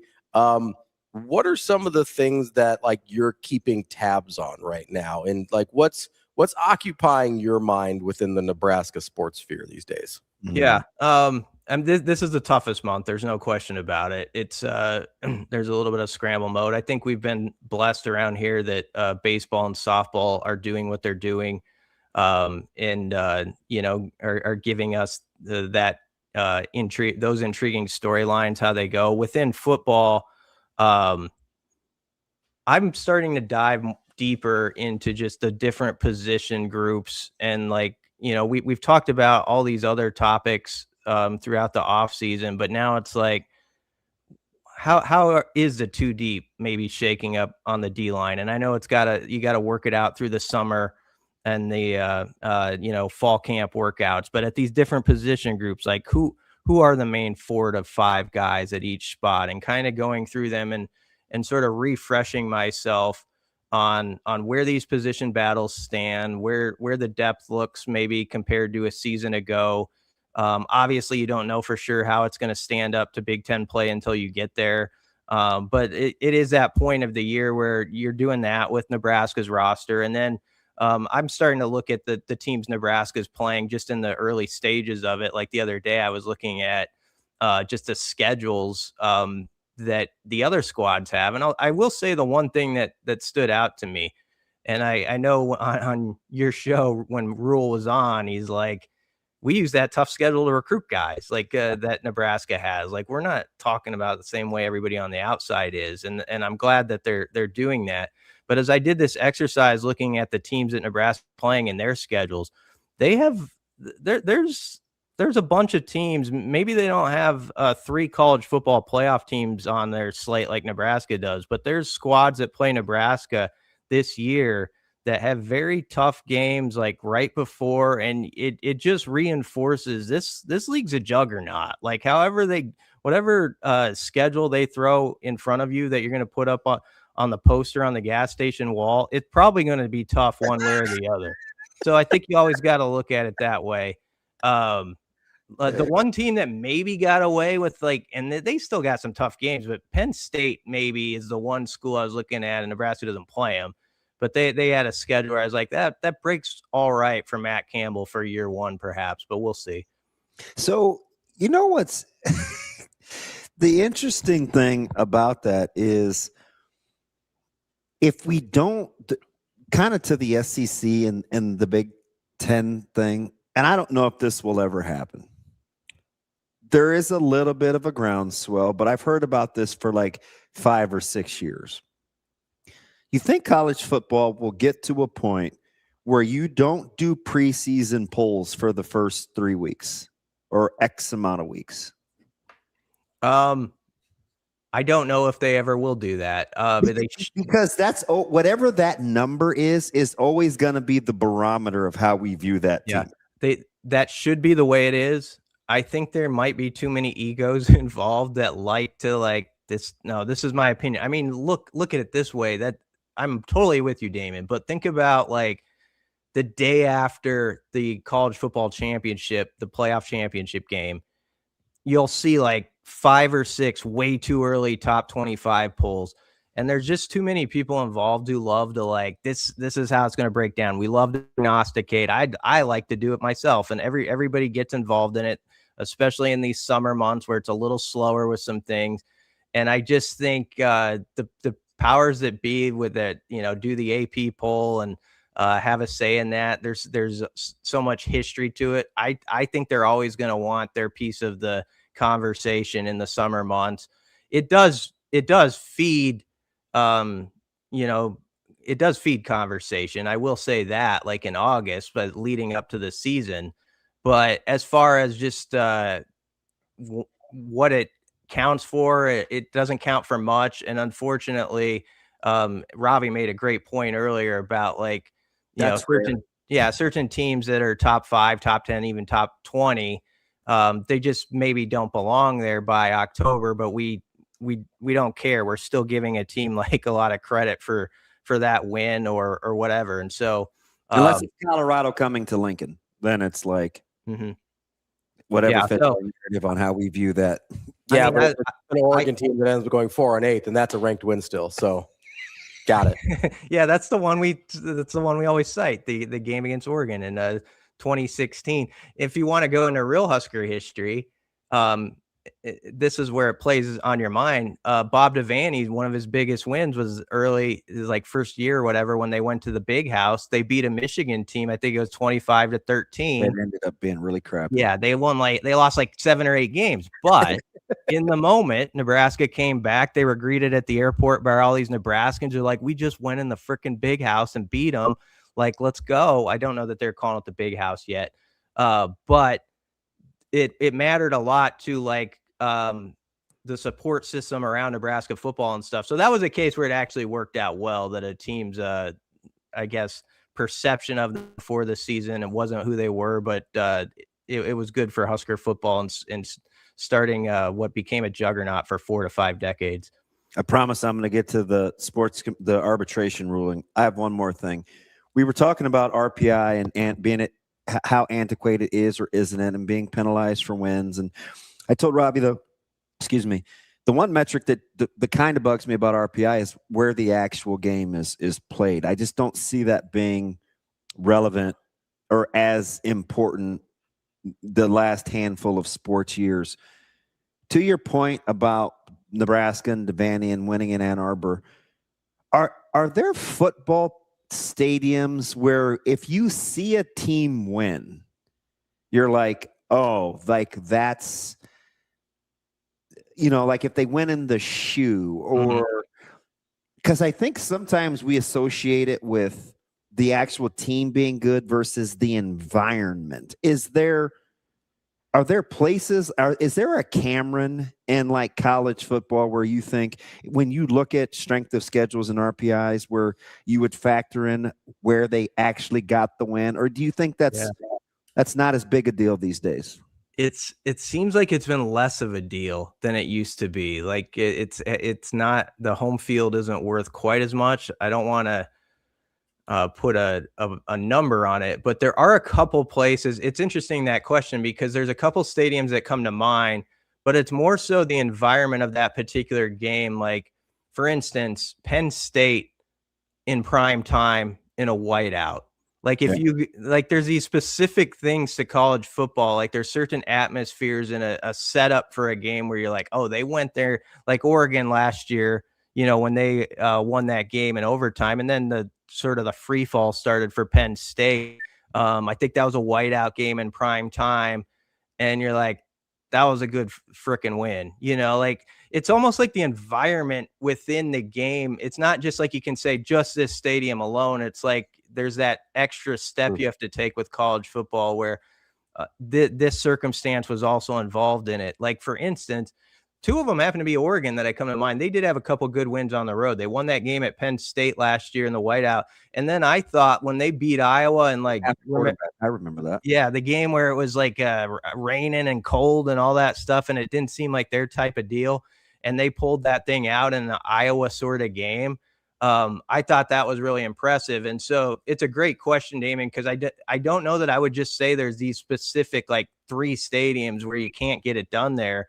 But there are certain settings within those, the short list of stadiums where it becomes very difficult and it does impress you. But I don't know how you would, you can't put that into the metrics like, oh, this counts for more because that was a whiteout game in Happy Valley. So I don't know what you would do with that. So let me get to the arbitration ruling, and I'm frustrated a little because people have these strong opinions and these commentaries, but I think it's just based on whether they like the department or not. It's like, oh, Dannon really screwed the pooch on this one, or, oh, this is a loss for Nebraska. And I think in its totality, like, we don't really understand kind of the scope of what it meant. My guess is that, Nebraska's deal just gets broken up into smaller increments. Yes. The attorney general may or may, like what happens at the state level will be interesting. But I find it weird that even with something like an arbitration ruling like this, that we pick sides without having all the information. I think Nebraska knows full well what they're doing. And this just isn't me defending Nebraska. This is just having information, right? Of why it was heard, what the SCS actually does. Like, it's not an indictment on anyone necessarily for somebody trying to find ways for MMRs to have impact or silos just to see what the rules are. Like, yeah. Did you view that a certain way in terms of a pro or a con or the education? I was floored by how many people don't actually really know why the case was even heard to begin with. I view it as you got to let it play out a little bit longer. I think they know what they're doing over in Nebraska's athletic department with it. There's going to be more bumping of heads in court cases and stuff like this. There were other people lined up who have the same sort of questions or thoughts Nebraska did about how the current system is set up that were ready ready to go to arbitration, against the CSC to at least, I think, more than anything, put it out there. Like, okay, what's the ruling on this? What are we actually saying? Let's put it down in print. Like, and you got to keep it sucks, but you just got to keep having these things until ultimately you hopefully work to a ground where we're on like a level field or close to a level field. And I just think this is like a step in that process. I think as far as like hand wringing about, I get like there's always an anxiousness, like are those kids got to get their money, I think they will for the reason you said. I think it's going to have to be reworded and as you say, like put in smaller increments for certain things to get the payout. But I think it will happen. And the reason I think that is not just homerism or anything like that. If you listen to the head of the CSC, even when he talked to reporters, he seemed very open toward it felt like there was a branch between Nebraska and that side toward figuring this out without it getting too elbows out anymore. And I thought Dannon's quote kind of spoke to that as well. So Yeah. I expect that they'll be able to get that money to the guys over time, one way or another. But yeah, it's just another step in this process. And hopefully at some point, we get this thing where I want college football to be sort of level again, where you feel like, honest to goodness, where like recruiting matters. Like right now, like recruiting doesn't matter somewhat, because it's like you could have like 4 or 6 of the greatest recruiters on your staff. And then someone else comes in, because they've got a big billionaire over here who can put some money into a pot, and that's accepted for whatever reason. Well, then they can go take that kid away from you, even though you could recruit the heck out of them and have great facilities and all these things. So I just want us to get back to find a way. And I would hope all the coaches involved, except for maybe the 5 to 8 schools that are really benefiting right now, would think, that's a more fun way to play this game when we're sort of all at least closer to level. You think this is the last one for me, BC. Do you think there's any chance Nebraska's actually like sort of playing chess here in this situation? Because I don't think it's a coincidence that Nebraska was one of the first teams to submit their NIL deals to the CSC. I don't think it's a coincidence that they're doing so with a law on the state books about NIL and interfering with NIL payments to athletes. Like, I think if they don't win their appeal with the CSC, which if they do, that's a win because the players get the money and they're good to go. But there's a part of me that thinks they actually want their deals to get struck down so that there is a precedent. I don't know so much about that as much as it'll have some yes and no. I kind of think that because BC, I think they want a precedent set so that when Texas when it's Ole Miss and LSU, it'll have some teeth. That's what I mean. Like when you've already struck down and been like, there's a part of me that thinks they have an alternate plan to get the kids their money, but also that they want this to get struck down so that at some point, like you said, there is a level playing field. Because I don't know about you, I don't see a lot of Texas oil commercials with Red Raiders in them lately. And so like I have a feeling that the reason those haven't been struck down is the deals just haven't been submitted yet. Yeah, it's an interesting point, Ravi. I kind of agree with you. I think there's a point right now where you're like, you have to, for lack of a better way of putting it, like put it on the record, like put this on the record. Okay, you ruled here, and then there's going to be another case of some sort somewhere, and it's like, okay, put that on the record, and you got to like keep doing this until eventually you get to that point where it's like either some of the schools who are benefiting right now to a ridiculous degree for just having a rich guy in the corner, where you meet that part where it's like, this doesn't fit anymore in the parameters of what's already been established through these rulings, or it just it builds up enough ammunition from enough parties that we finally get to this point where something more significant happens to try to level things off. So I do think it is a move along one move amongst, probably a dozen probably required. Nebraska happened to make this one. Nebraska's always been, when you think about the history of stuff, Nebraska's always like at the forefront too of like pushing. I mean, they pushed the Big Ten in the 2020 year with COVID and stuff like that. That's the way operated around here. And so it doesn't surprise me that they were the first one up the hill on this. And I do think there's I think they accepted the result and like, okay, that's on the record, and they'll work it out with the players, I think, for the money and all that stuff. But let's see what the next step is now. And that's why I would be cautious to weigh in with an overly dramatic opinion about this and Nebraska got toasted or anything like that, because I don't think that's necessarily the case. Yeah, I'm telling you, and this is about as objective as I can be about players getting paid at Nebraska. I'm just like, I think they fully expected what the arbitration decided. Mm-hmm. The statement was carefully crafted from Dannon. It now another school, like again, the Ole Miss LSU example, I'm telling you, BC, like it will have teeth. You had every parameter, you had every box checked. Neutral third party, you needed a case. There's multiple cases. It was high profile. Everybody's talking about it. Now other schools they at least have to be on notice that they're well aware of what the rules state. Right? So when people come poking around or they ask questions, or we start floating numbers of 40 or $50 million rosters, like it's like, oh, really? Do tell. Like, what does this look like for you? You know what I mean? Because we have it's precedent. Yeah, show me the $30 million of marketing materials your players have produced for their NIL. So I couldn't for 2 days. I'm looking at social media and I was like, God, we are not very smart. Like, I just don't think people get it. If I'm Iowa or Michigan State or even Michigan, like some of these, you want that ruling because you want to bring the top closer to the middle. Like, yes, it's not my school versus your school. Man, you didn't get your money. Everybody versus like it's 8 schools. Everybody versus like the LSU, top Ole Miss, spenders. Texas Tech.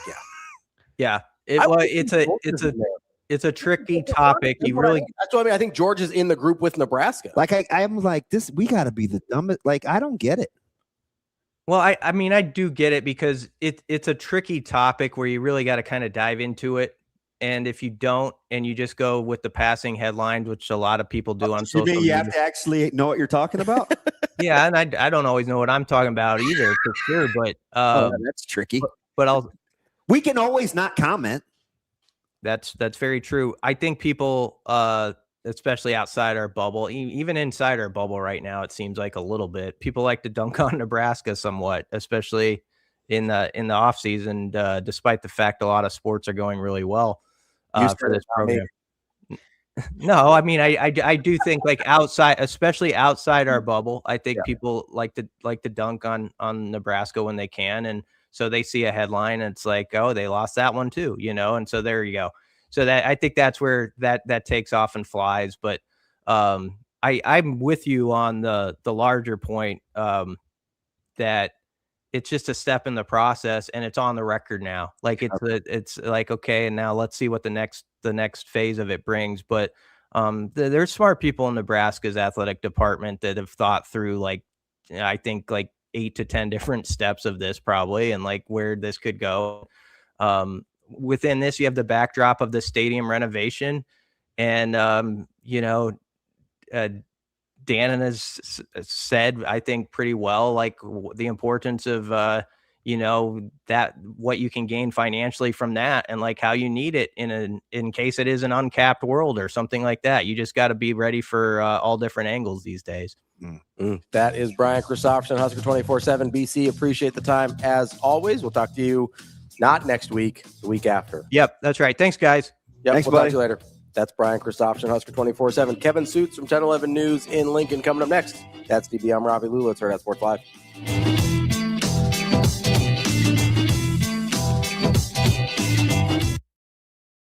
I think it's very genuine when we get to play a rival like them. Players get up for the game, and we seem to catch them at the right time at state. So they're an unbelievable program with great players, but we just had a little bit more in us today than they did. You've been on the rise the past couple weeks. You told me last week you felt you had this team all along. Yeah, it was kind of last year. The system we implement kind of takes a month or so.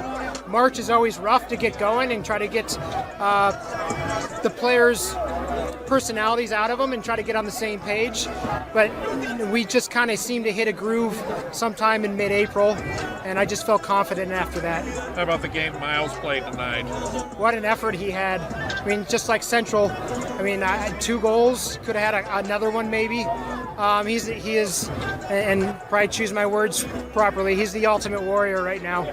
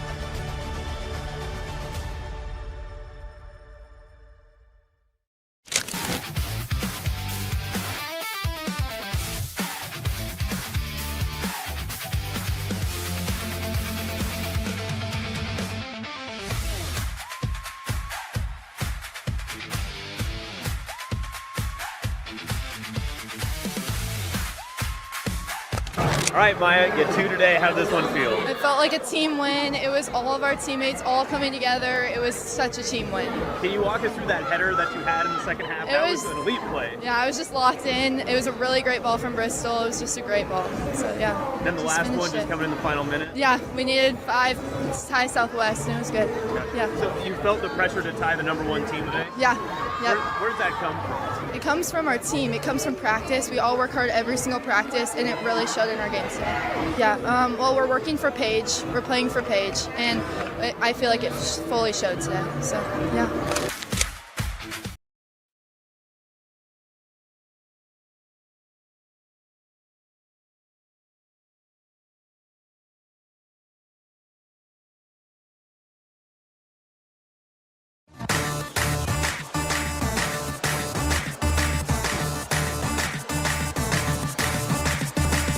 You're listening to Hurrdat Sports Live. Welcome back, Hurrdat Sports Live. That's DB. I'm Ravi Lulla here at Hurrdat Sports HQ. We are joined now by Kevin Suits from 1011 News in Lincoln. Kevin, what's going on, man? How we doing? Loaded question, but I'm just going to give you the calm, kind answer. We're doing great. No, Happy wait Wednesday morning. I would say you had that look. That is very unsuitsian. What, like you were like? Do we need a little therapy session? What's going on, buddy? How we doing? Okay, let's go. This is what we do when we're together. I'm sure all your viewers and listeners love it. They do, actually. I'm already one piece of birthday cake in. I'm hopped up on sugar just like my 2 boys because of our family's just busyness. You know, it's graduation week. We got state baseball at the end of the week. We're running in about 1,000 different directions. Today is my older son's birthday. We looked at the schedule. There is no time throughout the course of the day, which, by the way, my work's very busy right now, that we will all be together outside of like 11 o'clock at night. So we had birthday cake for breakfast, and that's how we started the day. Kevin, happy birthday. I always say this. I think people think it's planted. We are kindred spirits. It's my son's birthday. Oh. And we have a staff meeting at 4:30 at the high school. My daughter plays at 6 at Fort Calhoun. Caleb is in and out, so we're having his birthday dinner tomorrow after, because he wants to work out from 5 to 6 with another coach. So we're gonna have day old birthday dinner at like 6:45 tomorrow. And I was so mad last night. I'm not gonna say that's why I didn't fall asleep, but like I get it, man. I'm rocking with you. So team vent over non-collab schedules for birthdays. Well, happy birthday to your boy. That's awesome. And glad, Dad, that you're able to try to figure something out because, and, you know, DV, you're probably the best resource for me. You've gone through this, you know, having a child graduate in the week of that. Like, we don't need to spend all the time, but I kind of need all your advice on, you know, managing the emotions. I've melted down, Kevin. But more importantly, how do you get everything done this week? Like, I'm not sleeping, and the to-do list keeps growing, even though you keep getting things done. I was fretting. 2 days before graduation, Coach Cooper called, and he was like, "Hey." Oh, I remember this. Remember? How fast can he get there? He's like, "Hey, we need to get our number. We need to get Caleb down here." And I was like, "What?" And he goes, "We can get the housing set up." He graduated. We had to do all this paperwork. And thankfully, Jay, my wife is like, I mean, it's what she does with transition and paperwork. And we got everything done, got him registered, and moved in like 4 days of knowing. We didn't even have everything. I'm like, I don't even know how these people do this. And there's no, I'm assuming in your case, DB, there's like no closure. You think about like sending your kid off to college and you know, living on their own. Like you don't listen. His roommate Donovan Jones at the time was moving in. He didn't really have anything either because they wanted a couple of guys to come early.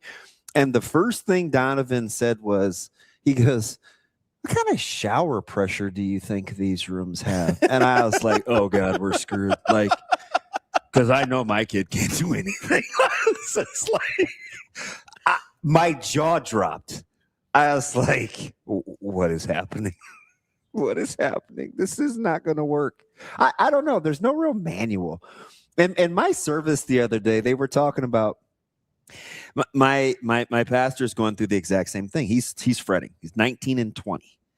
And one of his kids was giving him a hard time. And he goes, they have books on, preteen, adolescents, babies. Like, why doesn't anybody write parenting books on when your kids leave the house? You could have heard a pin drop in that place. I was like, oh, good point. So maybe you have no idea where your kid's going to be at and what their desires are and, what kind of path it is. And here's the other thing that, thanks for indulging us on a little dad talk here, everybody. But the one thing that I've learned throughout all of this years ago on social media. Very true. Very true. It's like everything you have in your mind of the way things are going to work later in life. No. You can set all these expectations and have all these perfect scenarios of sitting down and having a big talk about the next phase. No, it's in the car stuffing McDonald's down your throat because you're in between item A and item B. And everything is just so unplanned. And really parenting, I think, is just about adaptability and trying to be present when you get the opportunities. Yeah, it's like Troy Dannon running the athletic department. I tell you, I didn't mind the ruling. I think I'm looking at this from the outside in, Kevin, with the CSC, and I'm thinking, all right, we now know what the rules are. We have a third party. We have precedent set. When these other schools start to do it, it's going to have some teeth. That's how I viewed it. You think that was too myopic? No, I heard you guys talking to BC about this too. I think you're right on there too. There's a precedent set. There's going to be more coming. But at least the process has been gone through once. So will it deter other schools from taking similar action? No. But now, you can't play that game. Well, we did this for one school, but here comes Alabama. We got to rethink that, it can get really, really messy. So I just think this is step number one and what could be step, 93. This is far from done. So here's the part that I think is really interesting, Kevin, is I think it sets precedent with the CSC, but B, because Nebraska does have a law on the books about NIL, I actually think it's setting up potentially a Supreme Court case between the House ruling. You said that the other day. And state law, right? And then if you get a Supreme Court ruling that says, hey, these things aren't valid, then you've got literal legal precedent saying, Alabama, you can't do this. Texas Tech, you can't do this. If I'm being real galaxy brain here, I think that's Nebraska's goal. If I'm Nebraska, that would be my goal, is to get it to the Supreme Court for them to say, because I don't think it's coincidence that Nebraska's cases went first. I don't think that's that Nebraska submitted them first. I don't think that's a coincidence at all. I think they knew they had the law on the books. I think they knew that it was going to directly conflict with the House ruling. And if the CSC struck it down, I think if I'm being real big brain here, I think Nebraska wants this to go to the Supreme Court, have them uphold the House ruling as opposed to the state law, so that everybody in the country has to go and say, oh, there's literal federal precedent for this. You actually have to stop doing this. It's 20.5 million and then actual real endorsements. And that's it. So you think this is 4D chess? Yes. He's been intimating this for a couple of weeks. It's fascinating, but I don't know if I'm right, but if I'm Nebraska, that's what I would be trying to set up, because as much as I love Nebraska and the resources that they have, there is a limit to Nebraska where I don't think there's limits other places. I think there's places like Texas Tech, obviously, like Ohio State, like LSU, like Ole Miss, where I don't think there is a limit on how much they're willing to spend and flush down the toilet, because they've been doing it illegally for 50 years anyway. I don't think there's a limit to that. I do think there is a limit to Nebraska. So if you're Nebraska and saying, what's the best way for us to catch up to some of these teams that are just spending out of their ears, it's not to spend out of your ears. It's to stop the bleeding at the top and say, hey, we're actually going to abide by the cap. And we're going to make a legal precedent from the Supreme Court that we are abiding by this cap, regardless of what your legislature, half of which went to your institution, and so maybe weren't the most fair and unbiased representative of that law. Like the Supreme Court says this is how it's going to be because Congress says this is how it was going to be, so that's how it's going to be. Fascinating take. I'm nodding in agreement. I think that's you know, and a pretty well articulated, Ravi. I maybe that is the case. You got my brain spinning here. Holy, that's good stuff. I hope so. I hope that's the end game here. All right. Let's just stay with the head spinning deal. How are you breaking up high school state baseball coverage with the 3 sites? Well, just do your best. You know, whatever. You're going to eat your cake in the morning? We might have to. We got a 9 a.m. game on Friday. It starts Class A. You know, you got the morning games with 2 Lincoln teams, East and Southwest. They're on the same side of the bracket. If they both win on Saturday, oh boy, we got the Spartans and the Silverhawks playing in in the second round, and that could be pretty spicy. They split during the regular season, and man, they have such an incredible history. Those games are pretty juicy, so that could be really fun. And then, you know, Lincoln-wise, pretty good year. Standing Bear makes it. I'm not surprised. I've told you guys that before. That's a team and a program that's on the rise. Really happy that they won their district final. Pius is at state. Not surprised by that. They got Kai Vanis. That's a team that, you know, they're playing pretty good baseball right now. They have over the past month or so. And then in Class C, Lincoln Lutheran gets in with that second wild card, and what a insanely unpredicted and unprecedented day this past Friday. In Class C, I don't know if your viewers and listeners know, of the 6 districts in Class C, the number 1 seed, which was playing at home, lost on 5 different occasions. So that's just speaking it out loud. That's crazy, right? There's 5 massive upsets. There are 2 wild cards. So that means 3 really good teams are not getting it into state. And no one, absolutely no one would have ever predicted that Malcolm, a 3-time defending state champion, would not be at state this year. Yeah. And Adams Central, with perhaps the best pitcher in the state, at least in the lower classes, and Cohen Rader, he's not at state. So I don't even know who the front runner is in Class C now. And like, not only are those the 5 like favored teams from the district's perspective, those were the 5 teams that were pretty much at the top of the poll the entire year. So we've got a field that, you know, it's kind of a bunch of dudes who just played really well when it mattered the most. And so there's some intrigue with state baseball coming up here, which starts on Friday. How much are you dialed into what's going on with Lincoln Southwest on the boys and girls soccer side? It's been kind of, I mean, especially on the girls side, that Southwest team has been dominant, a juggernaut. And then you got Trainer, who just scores 100 goals every time they play anybody. Like, how dialed in are you on the Lincoln Southwest soccer scene? Very. We've been on the Ansley Throener train throughout the entire year. You know, she of course broke the state single season scoring record in the districts, and she just adding to her total. She had 2 goals the other day in the Silverhawks quarterfinal win. I think she's up to 59 on the season now, which 59 goals in this is crazy. And I included it in one of our sportscasts where we were highlighting Ansley Throener. You know, a hat trick is supposed to be like a good day of soccer. He scored 3 or more goals 10 times this season. And she had a season high of 8 goals, you know, in one of the games. And, you know, some people might get in that space of like, this is running up the score. Well, you know what? Next Monday, Lincoln Southwest needs Ansley Throener to be on the field for 80 minutes. You know, it's a state championship. You can't be taking her off of the pitch and having her run around for 30 minutes. That's not going to set yourself up for, you know, what is needed at state, because they're going to face some really good teams. You would assume, you know, they will on Friday in the semifinals, and they will play a really good team in the championship. It might be Kearney, and that's a team that they went into extra time with during the regular season. So, you know, the run it up the score crowd, I don't know that I really agree with them. I think that Lincoln Southwest is trying to position itself to win a 3-peat. That's what they want to do, and they've got the players to do it.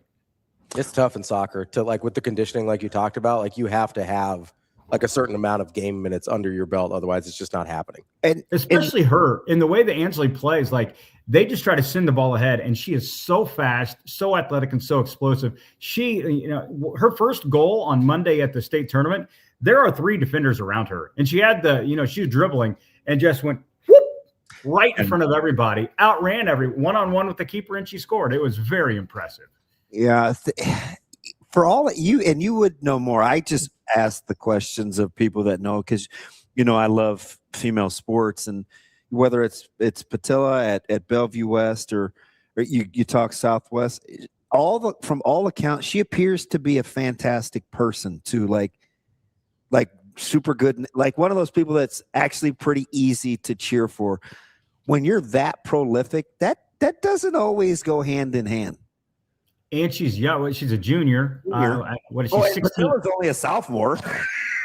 Right. When you listen to the answers, you got to keep in mind, these are 15 and 16-year-olds that are giving the answers and having to talk about themselves. And the one thing about Ansley, with every single record and every single interview we've done at 10-11, she is always complimenting her teammates. She's complimenting, the back end that, they take so much pressure off of that team, and they allow them to be a pretty aggressive and offensive team.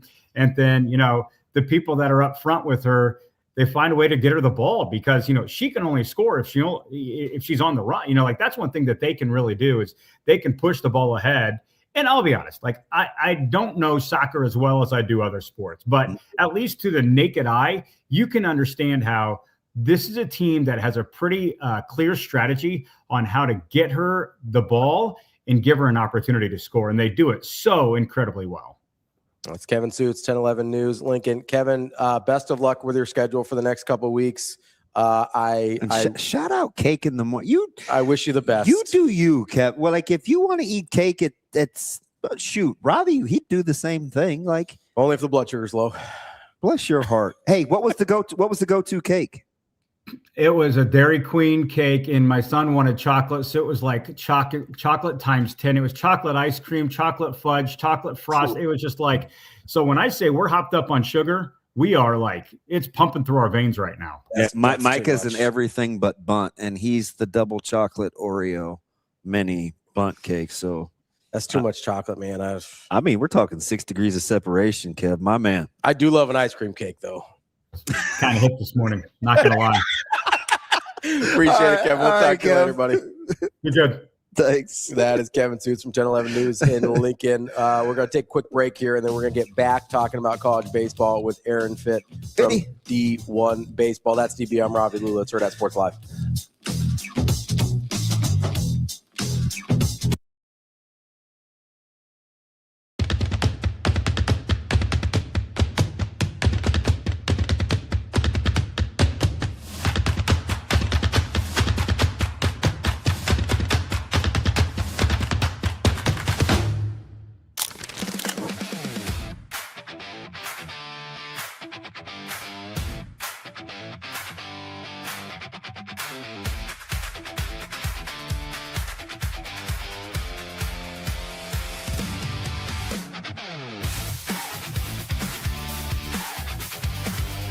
Yeah, Ricky's only a sophomore. It's his first year on varsity. He started off the year not as a starter, and through injuries and things like that, he's stepped into that role, and he's down the line been one of our most phenomenal players this season. And so I don't think he has scored yet, and so I think that was his first goal of the year, and a left footer to boot. And he just wrapped his foot around it, curled it into the side netting, and from there on, that gave us the result. So super proud of his effort, and just again his drive and determination.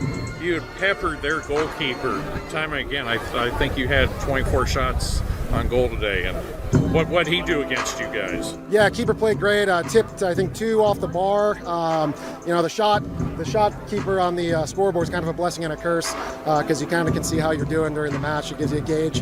Today, again, we were, it was heavily in our favor. So, like I said, I felt like we had controlled the match and put us in a good position to win. So.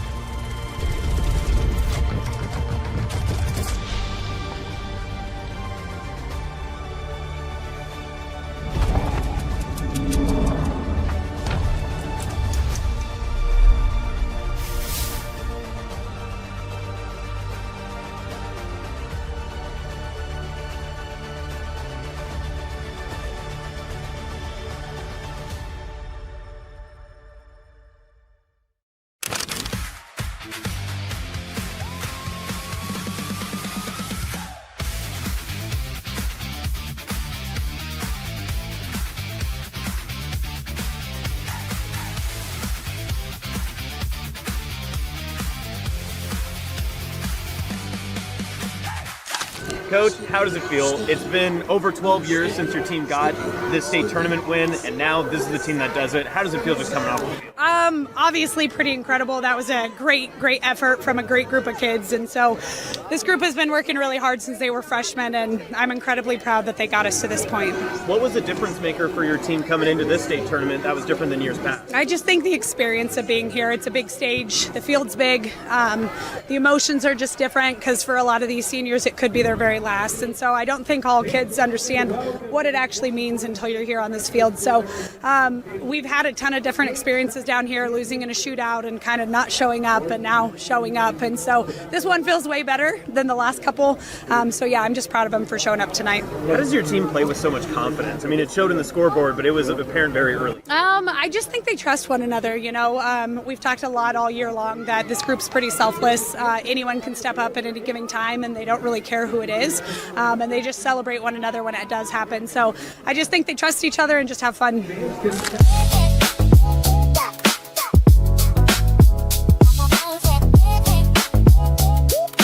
I think it's very genuine when we get to play a rival like them. Players get up for the game, and we seem to catch them at the right time at state. So they're an unbelievable program with great players, but we just had a little bit more in us today than they did. You've been on the rise the past couple weeks. You told me last week you felt you had this team all along. Yeah, it was kind of last year. The system we implement kind of takes a month or so. March is always rough to get going and try to get the players' personalities out of them and try to get on the same page. But we just kind of seemed to hit a groove sometime in mid-April, and I just felt confident after that. How about the game Miles played tonight? What an effort he had. I mean, just like Central, 2 goals, could have had another one maybe. He is, and probably choose my words properly, he's the ultimate warrior right now.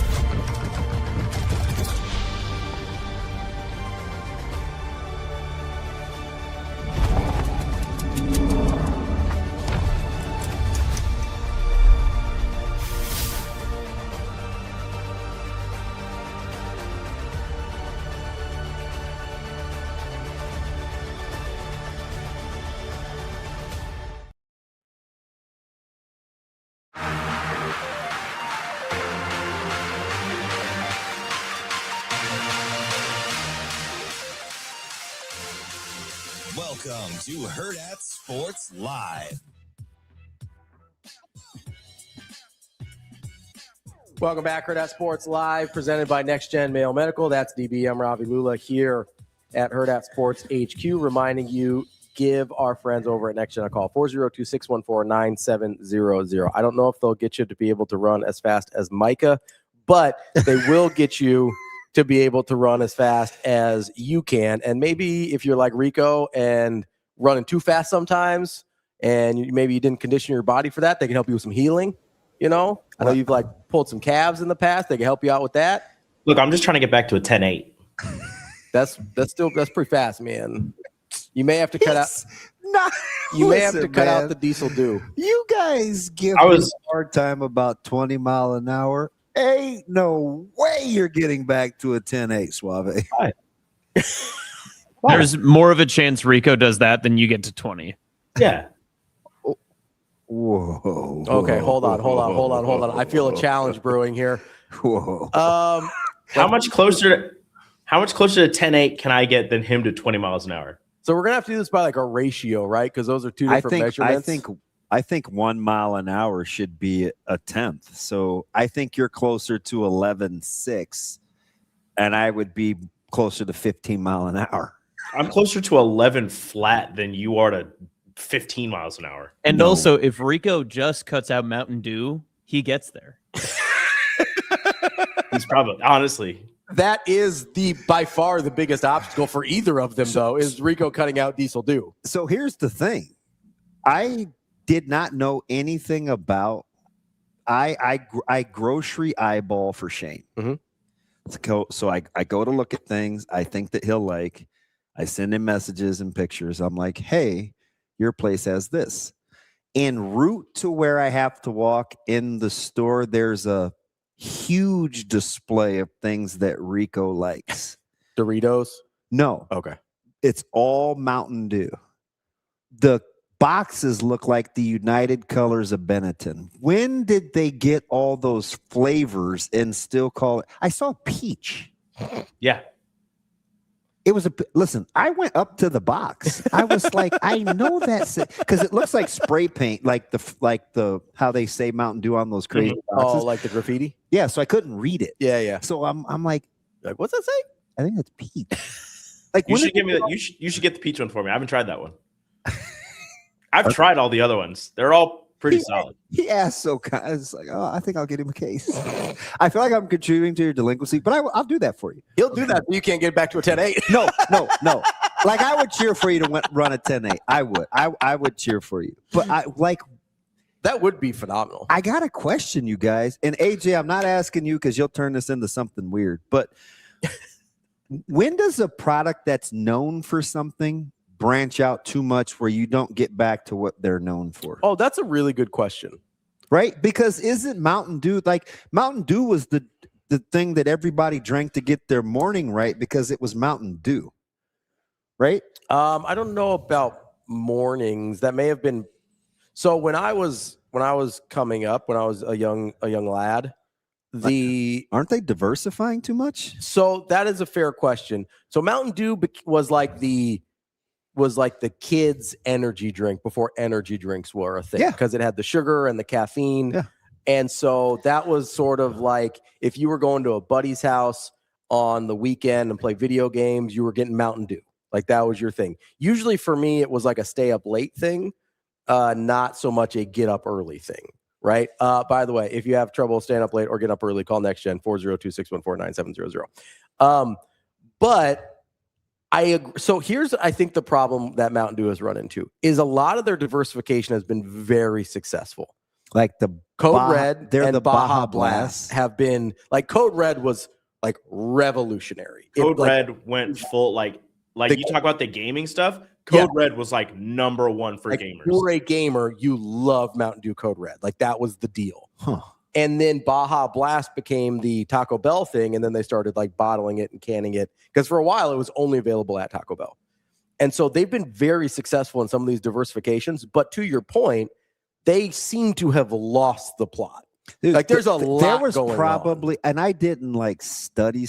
There were at least 6 different boxes. So they've gone. So like so there's the OG Mountain Dew, and then there was Code Red, and then for a while, Livewire was only during the summer. Mm-hmm. They would do that. James cheesing, he knows all of this. There was like a blue Code Red for a second too.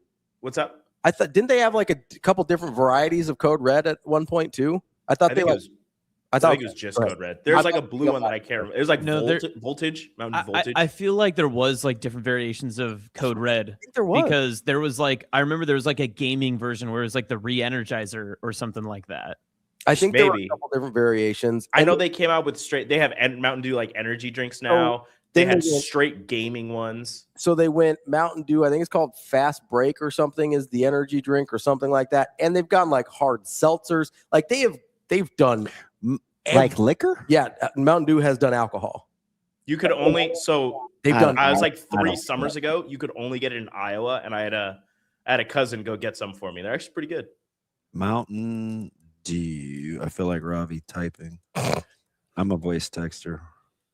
But yes, to your point, I do think there are times in which companies, athletic departments, teams, coaches lose the plot, right? They diversify to a point where it's like, I don't even recognize what we're doing, to quote the great Doc Sadler. Like, and I think Mountain Dew is dangerously close to that point. We're going to be all right. Where I don't Kickstart was the energy drink. Thank you. Thank you, It's Funky. delicious. But the thing is, like you said, everything that they've been doing So a is lot of them- successful. Well, not everything. I don't think the alcohol was that successful. I think a lot of people liked it, but I don't think it sold that much. Well, they only did it in like specific markets to test it, and Okay. like you said, it wasn't, so they just canned it. So I think they do a pretty good job of like putting something out there and then like scrapping it if it doesn't work. But I don't know. Like I have a really hard time balancing innovation versus identity. Right? Because Well, I'm not talking about like Taco Bell doing chicken nuggets. No, this is the Oreo cookie discussion. There are way too many Oreo cookies in the world. fair, yes, because you got your double stuff, whatever, and then you're like, okay, we got reverse, and then we got vanilla, and then we got lemon, and there's all sorts of stuff going on, and it's like we're doing too much. Isn't Oreos. Oreo the one where I talked about that singer? Hers was raspberry velvet or yeah. Velvet. Red velvet cake. Yes. Oreo's doing too much. What was their name? That wasn't like Lizzo, was it? No, it was with an L though. Who did Oh Boy leave that he was in love with? The young guy. She broke his heart. Selena Gomez. I was thinking Lena. I think it's the Selena Gomez Oreos. Okay. I do think there's like a larger discussion there of like, Shane, are you a purist? No, you're not a purist. You like the spinoff of Mountain Dew for a while. What was it? I got Baja Blast in the fridge right now at home. Big Baja Blast guy. I like the Frost Mountain Dew. What's is it the, I assume it's white like the cherry Gatorade? Yeah, it's frosty. Dude, I do like the cherry Gatorade. The Frost? Yeah. It's arguably, next to cucumber, it's the worst flavor. Oh, cucumber's terrible. I would never drink the The cucumber. purple one was good for a while. The low sugar, super sus. A few years ago, Mountain Dew did a gingerbread flavor. Yeah. For like Christmas. And I tried it and it was awful. I tried to get, we have a cooler outside. And so for like softball, I tried to do either the low sugar or zero. And they had the bigger ones, like 2 for whatever. So sometimes I just pour them in our smaller deal because she's not going to drink a whole. And I was like, oh, let me try this. Yeah, no. Lemon lime was fine. Lemon lime's good. It's classic. But I'm an old, I'm like an old school Gatorade. I like yellow. I like orange. And the only new one I would say I like is apple. Oh, I've never had the apple. I would never try apple, that. Apple's fire. Never tried. But the I'm apple. probably yellow or orange. I do a lot. I like the Gator Lights. I knocked those off. Yeah, I like the Gator Lights a lot. So that's the one. I haven't had the regular Gatorade. That's the one I like the cherry in, the white one. Yeah, that's the one I like the cherry. When I want to not feel guilty about consumption, oh, that's my diluting. You're like, I'm hydrating. 2-in-1 electrolytes. Yeah, that's what I tell myself. It's all about the Jedi mind tricks. Wait, Juan, I'm not. So 2 things real quick, Juan. Number 1, I need a faster way to get a hold of you than DMs, because was that first base row you were in last night or behind home plate? And why were you there so early? Number 1. Listen, some people like getting games number early. 2, hanging out, watching them warm up. Is he just going to continue on this LJS slander? Like, I'm not here for that. Yeah. I mean, we talked about going to, hang out, but I don't know. Like, can I hang out with, is Juan in his 20s, do you think? I would say late 20s, early 30s. I would guess 28 to 32 would be. That might be too young for me to hang out with. 30s is fine. Yeah, but if he's 28, you're out. You hang out with me, DB. Yeah, he's in his 20s. Yeah, Austin, I was terrified. It worked out. I had a good time. It's fine. Haas, if you remember Jolt, you remember, what was it, Surge? Was that the other one, Rico? You seem like a Surge guy. You might be too young, though. No, I know Surge. Okay. Yeah, Chuck, I can, man. Like, I'm telling you. Surge was the one they banned because they thought it was Surge was the crackhead of Mountain Dews. Yeah, Surge was aggressive. I'm about to go down to Taco Bell and give me a Baja Blast. Kobe was like the original after Jack that I wanted to hang out with. Jack was the first guy that I wanted to go. You want to go to Tennessee? I want to go cook in a skillet, live off the grid. But then Kobe had me interested. Oh, that's right. Juan's 28. We had his birthday in the chat the other day. No, that was Kobe too. Kobe just turned 28. Kobe also 28? Kobe's 28. Yeah. Juan does not seem 28. You think he's younger? Yeah. And I've never seen him. I'm only going by the description you showed. You told me about it. I mean, I didn't give you a big description. Yeah. You said, well, he's sitting down, but I think he's a little guy, pretty Hispanic. This, that, and the other. Yeah, I felt like it was pretty good. I got a visual. Okay. That's fine. I feel like that's pretty accurate. I would guess late 20s, early 30s. He had sweet seats last night, too. Oh, Funky says he thinks he was 25. Oh, jeez. Who? He thinks Juan is 25. No. I don't know. He had good seats at the Supernovas when I saw him, too. No, Juan has a good job. I don't remember what Juan does. I do. Okay. I'm not going to dox him. We'll have to talk about it later. Yeah, Juan. Bounty hunter. Haas says, forgot about Surge. That made your teeth vibrate. I don't like that flavor. So what do you call that flavor? I don't know. I never drank Surge. I always say it tastes like Mountain Dew, but Mountain Dew isn't a flavor. Like, what's the flavor? I think technically it's lemon lime. No. I don't know what Mountain Dew's flavor is. Mountain Dew is just Mountain Dew. Surge is crack. I don't like that. I don't like that flavor. What flavor is Mountain Dew? It's the nectar of the gods is what it is. Apparently Chuck had good seats too. They just call it citrus flavored soda. Citrus. I could see that. Straight from Mount Olympus. Because I don't like Fresca either, but that's more grapefruity. I don't. Oh, I like Fresca. I do not. I've had my first Fresca like 2 years ago. Dude, we run through Fresca. So Matt, peach, I do all of it. Matt DiMarinis is a big Fresca guy. Is he? Yeah, and so the first time I ever had it was at I think at a Creighton game because they had some. They were out of Diet Coke, and he's like, "Oh, just grab a Fresca," and I didn't know that it didn't have any calories in it. And I was like, "Oh, I can't." I was like, "I can't have regular soda." He's like, "No, Fresca's cool." And so I had it. It was good. Do they have zero? I need somebody needs to make me or come up with, or maybe they have and point me in the right direction of a 0-calorie ginger ale. Because I'll rock with cream soda, ginger ale, or Sprite. I like Sprite. Sprite's good. Sprite is fire. Yeah, Sprite's quality. Or 7-Up. Yeah, I don't think I have a preference between the two. I think there's a difference. There's got to be, right? It's like the Coke Pepsi thing. So you know what was really good back in the day? How'd we get on this? Rico's Mountain Dew. Oh, I would say see, it was sports related. There is a difference if you're talking about difference between Surge, Mountain Dew, Jolt, and all that. I mean, Mountain Dew's way better. There is a difference in the taste. Yeah. And by the way, I just want to throw this out there. We're gonna get to our picks today. I just want to throw that out there. It's Wednesday. They don't. What time do they start? They tee off tomorrow. That's a good call, Shane. I don't want to get too far and have the lead and then pick the winner. Because I've done that before. Like, why would you do that? Well, I mean, you paid dividends. I still can't find a Mountain Dew hard seltzers. They exist. No, I know. Like, I can pull it. Google like has a search. Let's see. They will tee off tomorrow. I'll say, can you look at the tee time? We should have time to do it in the morning because of where it's played. So it's not like we're going to be behind time. Yeah, we could do it in the first hour probably. Maybe.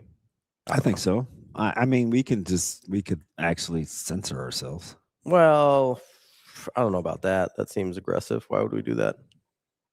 Why would we censor ourselves, DB? It's a free-flowing conversation. Just having a good time. Rico said the F word today. Early. He got my one in this week. He did. No, that was an aggressive one. That counts as 2 at least. I love how he keeps saying it's 1. I know. It's like 2 or 3. I haven't said this as 1 this week. I haven't said it. I didn't say any last week. That is your one this week. It's basically however mad you get because that's one of the first words you're going to say. That's my one. That's my kind of flow. It's like that is one of my favorites. It's Could you give us a ranking of your favorite swear words? It's coming. Not that. I love that I can hear Austin laugh when your mic's on. What? He turns his mic on. I just hear Austin in the other room go, ha ha. Did he rank them? No, not yet. Go ahead. What's your Well, honestly, one of my favorites you guys don't like is the C word. Oh God, why? That's probably like number 2. Oh, geez. F word's number 1. What, crap? Yep. No. Yeah, crap. Sure. Hey, Shane might be onto something because Pennsylvania. It's in Pennsylvania, right? Oh yeah, so they might be early. That's East Coast. Okay, give me 2 more. Rico. MFer. It's a fun one. That one's very diverse. You can use that one in a lot of different I ways. count that as part of the F word. That doesn't. Does it? Oh, okay. Yeah. Derivatives go under the same. Ravi's is Nicola. Yeah, that's his favorite. I thought it was Richard Head. No, that's DB's favorite one. Yeah. Calling people a DB, a Dean Blandino. That's up there. I don't even think that's a swear word. I don't think that's a swear word either. Yeah, I don't count. The B word's fun. Yeah. Especially all the derivatives off of that. You got to be careful these days, though. I don't. It'll pay you guys. It's right on Central Standard 7 our time. All right. Do you want to do first? Yeah, let's right off the bat. No, we should probably do it today. No, do it first thing in the morning. Ravi goes, "Good morning. It's Hurrdat Sports Live. Here are our picks." Everyone would be so confused. They'd be, what's happening right now? Tevin Campbell. Now you won't get the reference. Never mind. Tevin Campbell, the running back? Tevin Campbell used to sing a song. That's Tevin Coleman, right? Tevin Coleman was the running back? Yes. Okay. Indiana? You said Tevin Campbell. I immediately thought running back. I was like, oh, yeah, he was a nice little back. Waterloo, Iowa. Singer. Oh, he used to sing a song called Confused. And it would say, I'm so confused about the way that I feel. I don't feel like there's a lot of Tevins in Waterloo. Oh, there's black people. Oh, okay. Oh, yeah. What's Waterloo, Iowa like? It's part of the Quad City. It's right by the Quad Cities. Is it? Yeah. Oh, yeah. All right. I used to like I was in high school. And she was absolutely amazing. Didn't age well. Tevin? Did not age well at all. And no, amazing Daniel, it wasn't plastic surgery. She got into goth, which I didn't think people of color did, but big goth guy, huh? No. Actually, I'm not at all. Huh, deal breaker? For 17, I was winning. Whenever you get through, I'm out. I'm just saying. Are we doing this before or after FITT? Let's do it right now. Well, so AJ, no, I don't trust him. Rico, write the number down. I was going to say Austin can just say the number, but he has a preference of who he likes the most between me, you, and Shane. Okay. So Rico, what's your number? Between 1 and 10? Yeah, whoever gets the closest. I got it. Shane, pick a number. 5. Guy, he went right in the middle. DB. In honor of Rico, I'm not a Puerto Rican, but I'm speaking so that you know. I am the numero uno. I'll take 1. 8. It was 5, so Shane nailed it. All right, Shane. First pick. Go ahead. Damn, so I'm last? I'm going to go Scotty. I go Scotty. Wait a minute. I need a pen so you can write. If you don't start talking like a goddamn adult, you're not getting any picks. I said I'm going with Scotty. Okay, I just want to see the real voice. Scotty. I'm going with Scotty. All right. He's got Scotty Scheffler. I will go. Wait. Go slow. I'm writing them down. Don't worry. Oh, you got to look up the odds? No, because I want to make sure they're still. I've got them. Because we said 8,000 to whatever. I thought it was 70. We said 70 to 1, right? Because you were going to do 65. I said to go 70. Ravi. I'm gonna stay pretty close to the odds here because there's a pretty big gap. I'm gonna go Rory here. Okay. There's a huge gap. Yeah. So I'm back to back, right? And we're 3 and a long shot. Yes, because 4 we thought was too heavy. All right. Yeah, so there's a little gap here after McElroy to Cam Young. We got a big gap here. I'm gonna go with. Oh, this is my man Drake. I get to go back to back. I'm gonna go. Give me Cam Young. Okay. And I'm going to go back to Ludwig. Big Oberg guy. I'm going to go back to that well. All right, so I'm up next. Give me Say, I got Scotty. Rom. All right, Beethoven guy. Rom kind of hurt me last time. Rom kind of hurt me last time. I'm going Shoffley. Oh, big long stroke guy. Big Xander guy, huh? Big Xander guy. Do like a long stroke. Well, if his blade is hot, he'll be right there. He's going to strike the heck out of that thing. All right, Shane, you're up. I'm going to go Brooks and Bryson. Oh, wow. YouTube star Bryson DeChambeau. I did go through a stretch where I watched him hit golf balls over his house. Yeah, I did too. So you go Brooks and Bryson? That's what he'll be doing full time once Liv collapses. Well, if they open up the straight ever. Is that why the Saudis are like, hey, we're a little tight on funds right now? When you have billions can I change my mind then? No. Why the hell not? Because you made your picks. I love whiny Shane. Why not? Why not? Why the hell not? Please. Give me Matt Fitzpatrick. No, that's who I wanted. Sorry, bud. All right. You're going to go Morikawa. Do I go back to the Morikawa well? No.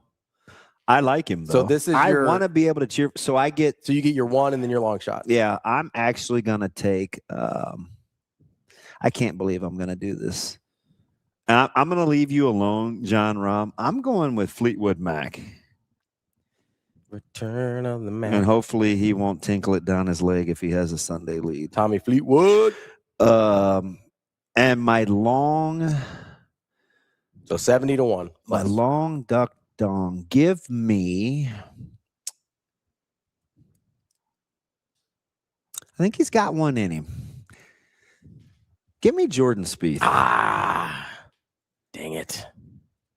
That's where I was going to go. No, do you want to know? I'll give you another good one. Who? So Straka? No, Neiman. Oh. I almost went with Joaquin. I do enjoy the name Joaquin. Big Andujar guy? Do you remember Joaquin? You weren't born for Joaquin Andujar. I wasn't. I was Joaquin Andujar. Who was the pitcher for Cox, Worrell, and Tudor? Who was the pitcher for the Royals? Joaquin. Soria. Yes, that's what I was thinking. Do you know why Do you know why I know that? Why? Because we had a D lineman that was really good named Joe Soria. Oh, and yeah. I called him Joaquin. That makes sense. God is my witness. All right, I'm going to take your advice. We're taking Neiman. All right, I hope you lose. Well, that's rude. Shane, blame it on you. Reed didn't make the cut. He's just under the window. I don't want Reed. I want Spawn. Is it what's the number from? I think my number changed. I have an old list. Spawn doesn't count. Spawn's above it. Yeah, he's plus 65. He's 6.5 to 1. Oh. You need 8 to 1 or greater. Oh, I'm sorry. My list doesn't go down that far. You got Matsuama. You got Sepp Straka. You got, Lowry. People like Gary Woodland to maybe make a run. Matsuyama. My guy, Akshay Bhatia. I don't know, man. David Puig. Keegan Bradley. Jason Day. I apologize. Shane, just stop me when you hear a name you like. No, he's thinking. Kitayama. No. Think Jason Day's got a good run in him? I'll go McNeely. All right, Peter. Maverick.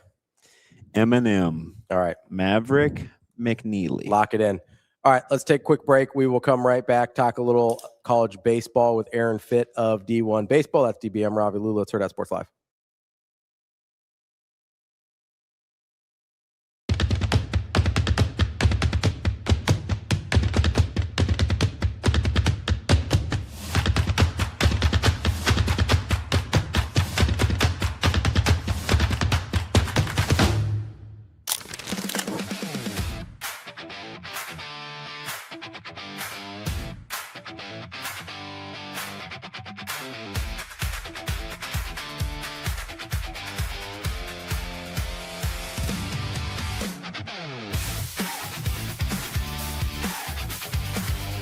Yeah, Ricky. So Ricky's only a sophomore. It's his first year on varsity. He started off the year not as a starter, and through injuries and things like that, he's stepped into that role, and he's down the line been one of our most phenomenal players this season. And so I don't think he has scored yet, and so I think that was his first goal of the year, and a left footer to boot, and he just wrapped his foot around it, curled it into the side netting, and from there on, that gave us the result. So super proud of his effort, and just again his drive and determination.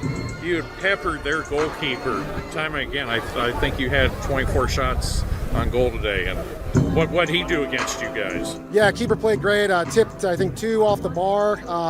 The shot keeper on the scoreboard is kind of a blessing and a curse because you kind of can see how you're doing during the match. It gives you a gauge. Today again we were it was heavily in our favor. So like I said, I felt like we had controlled the match and put us in a good position to win. So.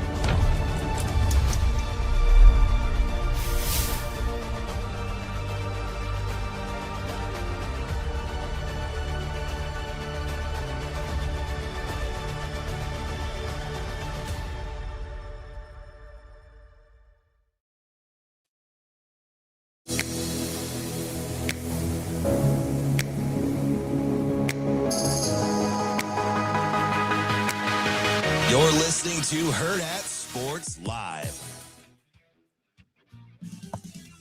Welcome back, Hurrdat Sports Live. That's DBM Ravi Lulla here at Hurrdat Sports HQ. We are joined now by Aaron FITT of D1 Baseball. How we doing, man? What's going on?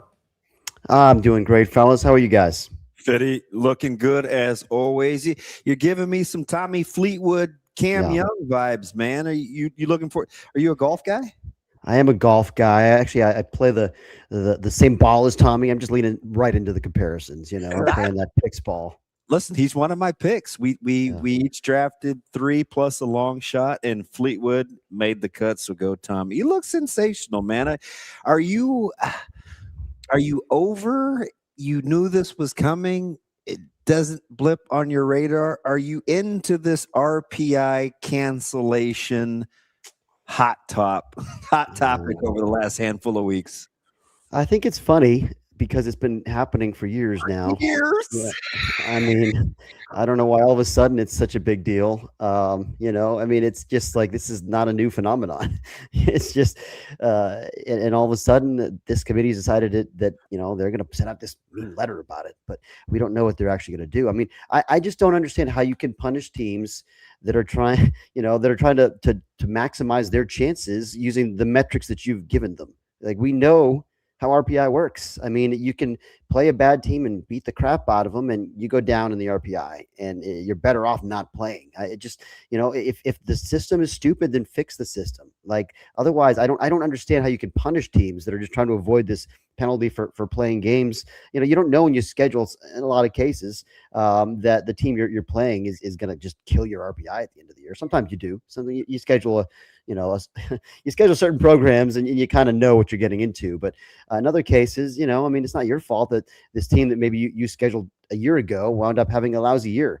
Yeah. And so, I don't know, like it's complicated. On the other hand, like, it's not a good look when teams are just ducking opponents and canceling games. I get that. The optics of it stink. But I think the solution is if this is an RPI driven problem, then we need to just scrap the RPI. All right, let me ask you something. We made the analogy. I said, listen, college basketball has been a lot around longer with more guys that delve into the analytics. So we get Ken Pom, we get, Warren. There's other metrics that people use other than RPI. I actually used to defend baseball, and I'm thinking, okay, RPI is antiquated, but for the sport of baseball, I could see, of the major sports, I could see it still being a metric, whether it's KPI or anything else that you may like.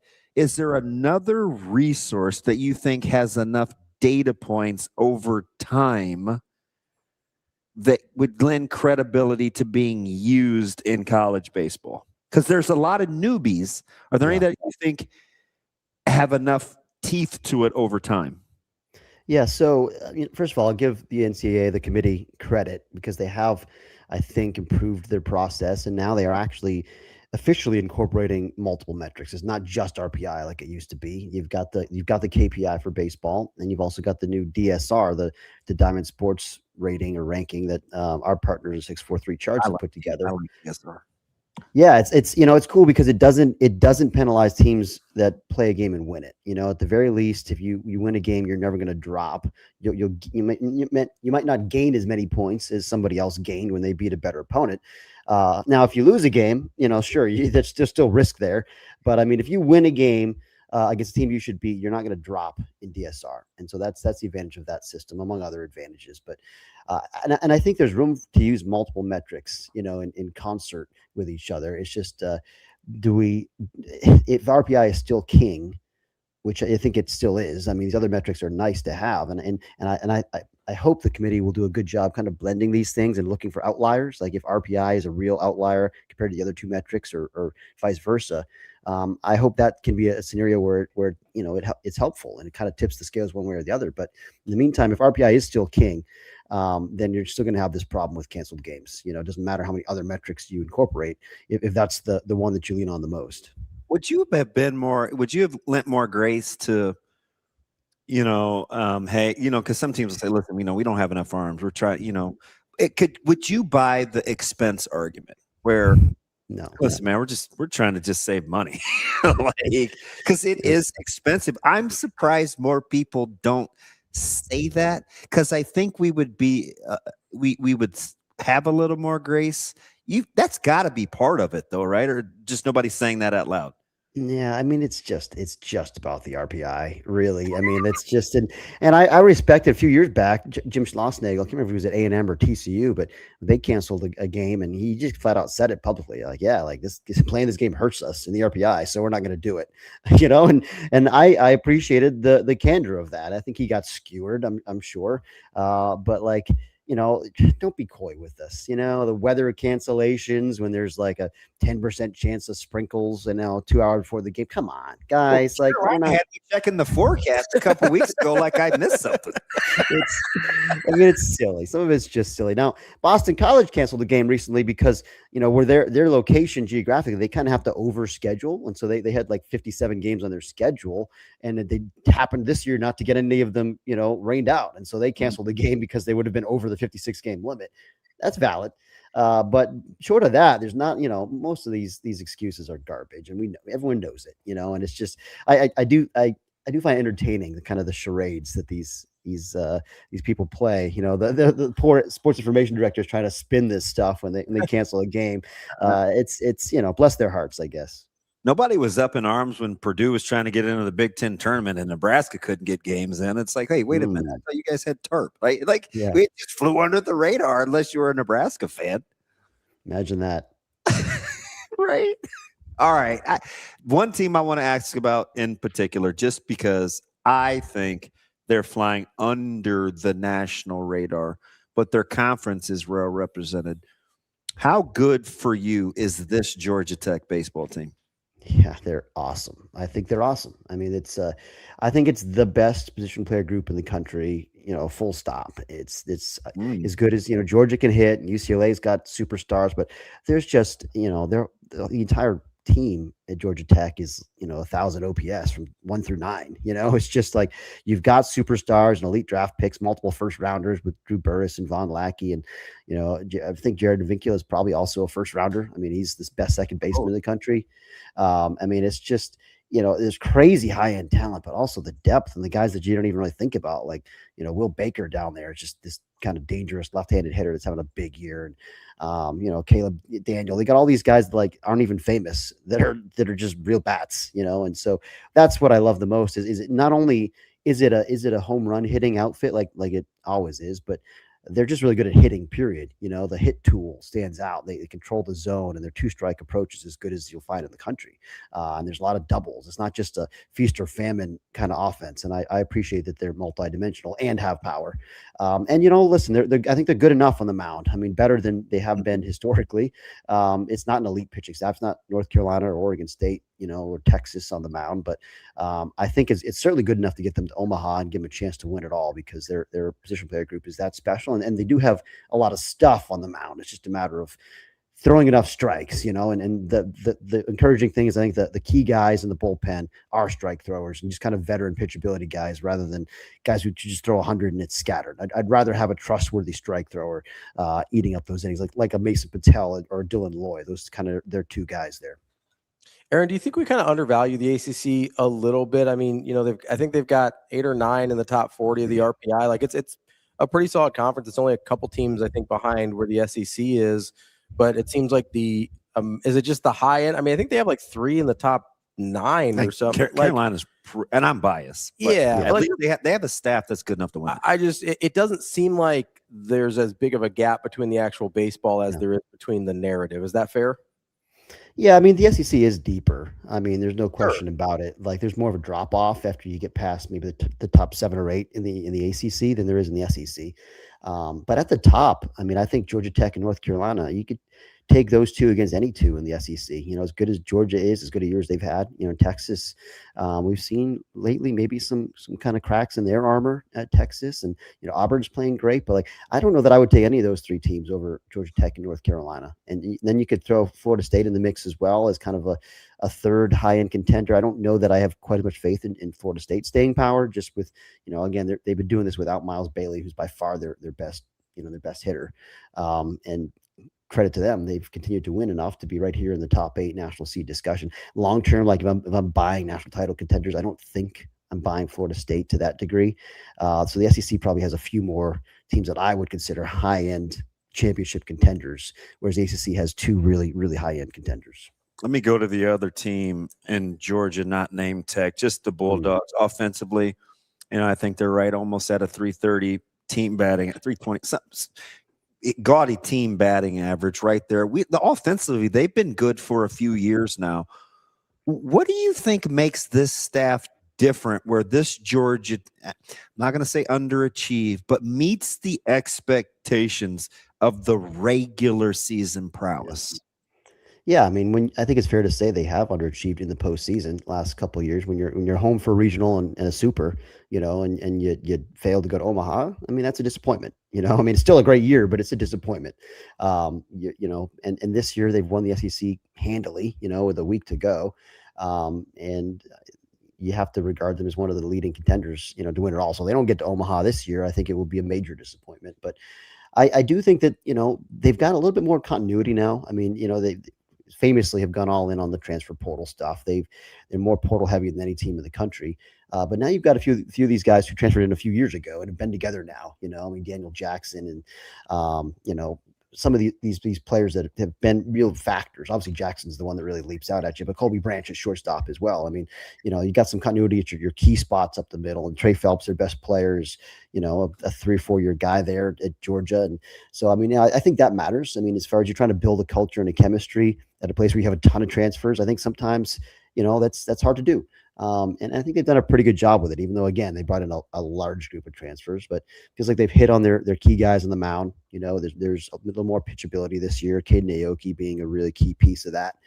He's been awesome for him, the transfer from USC. And, you still have your giant arms, your Joey Volchkos, your Dylan Viggies, but those guys have been solid enough. And it feels like the bullpen is a real strength, and they can kind of ride the hot hand a little bit. So I think they're probably a little more reliable on the mound this year than they have been the last couple of years. And I think that's the biggest difference, because you're right. They've been very offensive for a while now, for multiple years, and they certainly still are. I just think they're probably a little better on the mound and a little better defensively too. Want to bring it down locally here a little bit. Obviously, a couple weeks ago, it seemed like most people thought Nebraska was in really good position to host a regional. They get swept by Ohio State. And all of a sudden that feels questionable at best. As you're looking at it right now, they just have the 3 games left against Minnesota after sweeping both the season series against Creighton and their most recent Big Ten Conference series against Iowa. Is Nebraska still a team that you think has a shot at hosting a regional?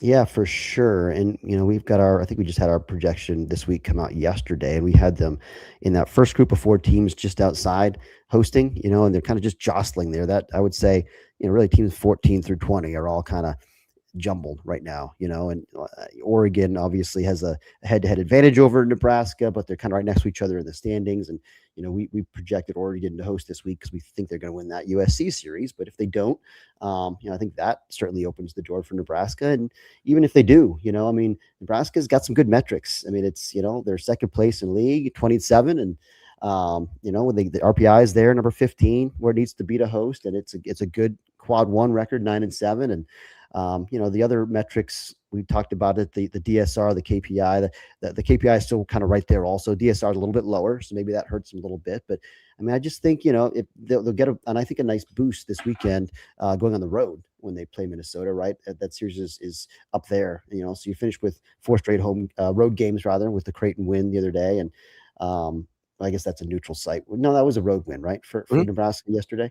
So yeah, I mean that helps. And then you've got 3 on the road at Minnesota. Then you got some conference tournament opportunities. So they're right in it, And I like their club. I think they're very dangerous. I mean, I think it's a team that can get to Omaha. Again, I like the veteran experience, the postseason experience, the toughness. The fact they had to battle their way just to get into regional last year after having high expectations heading into the year, and they kind of fought through it and found a way. And I think that experience can really carry you, the season after.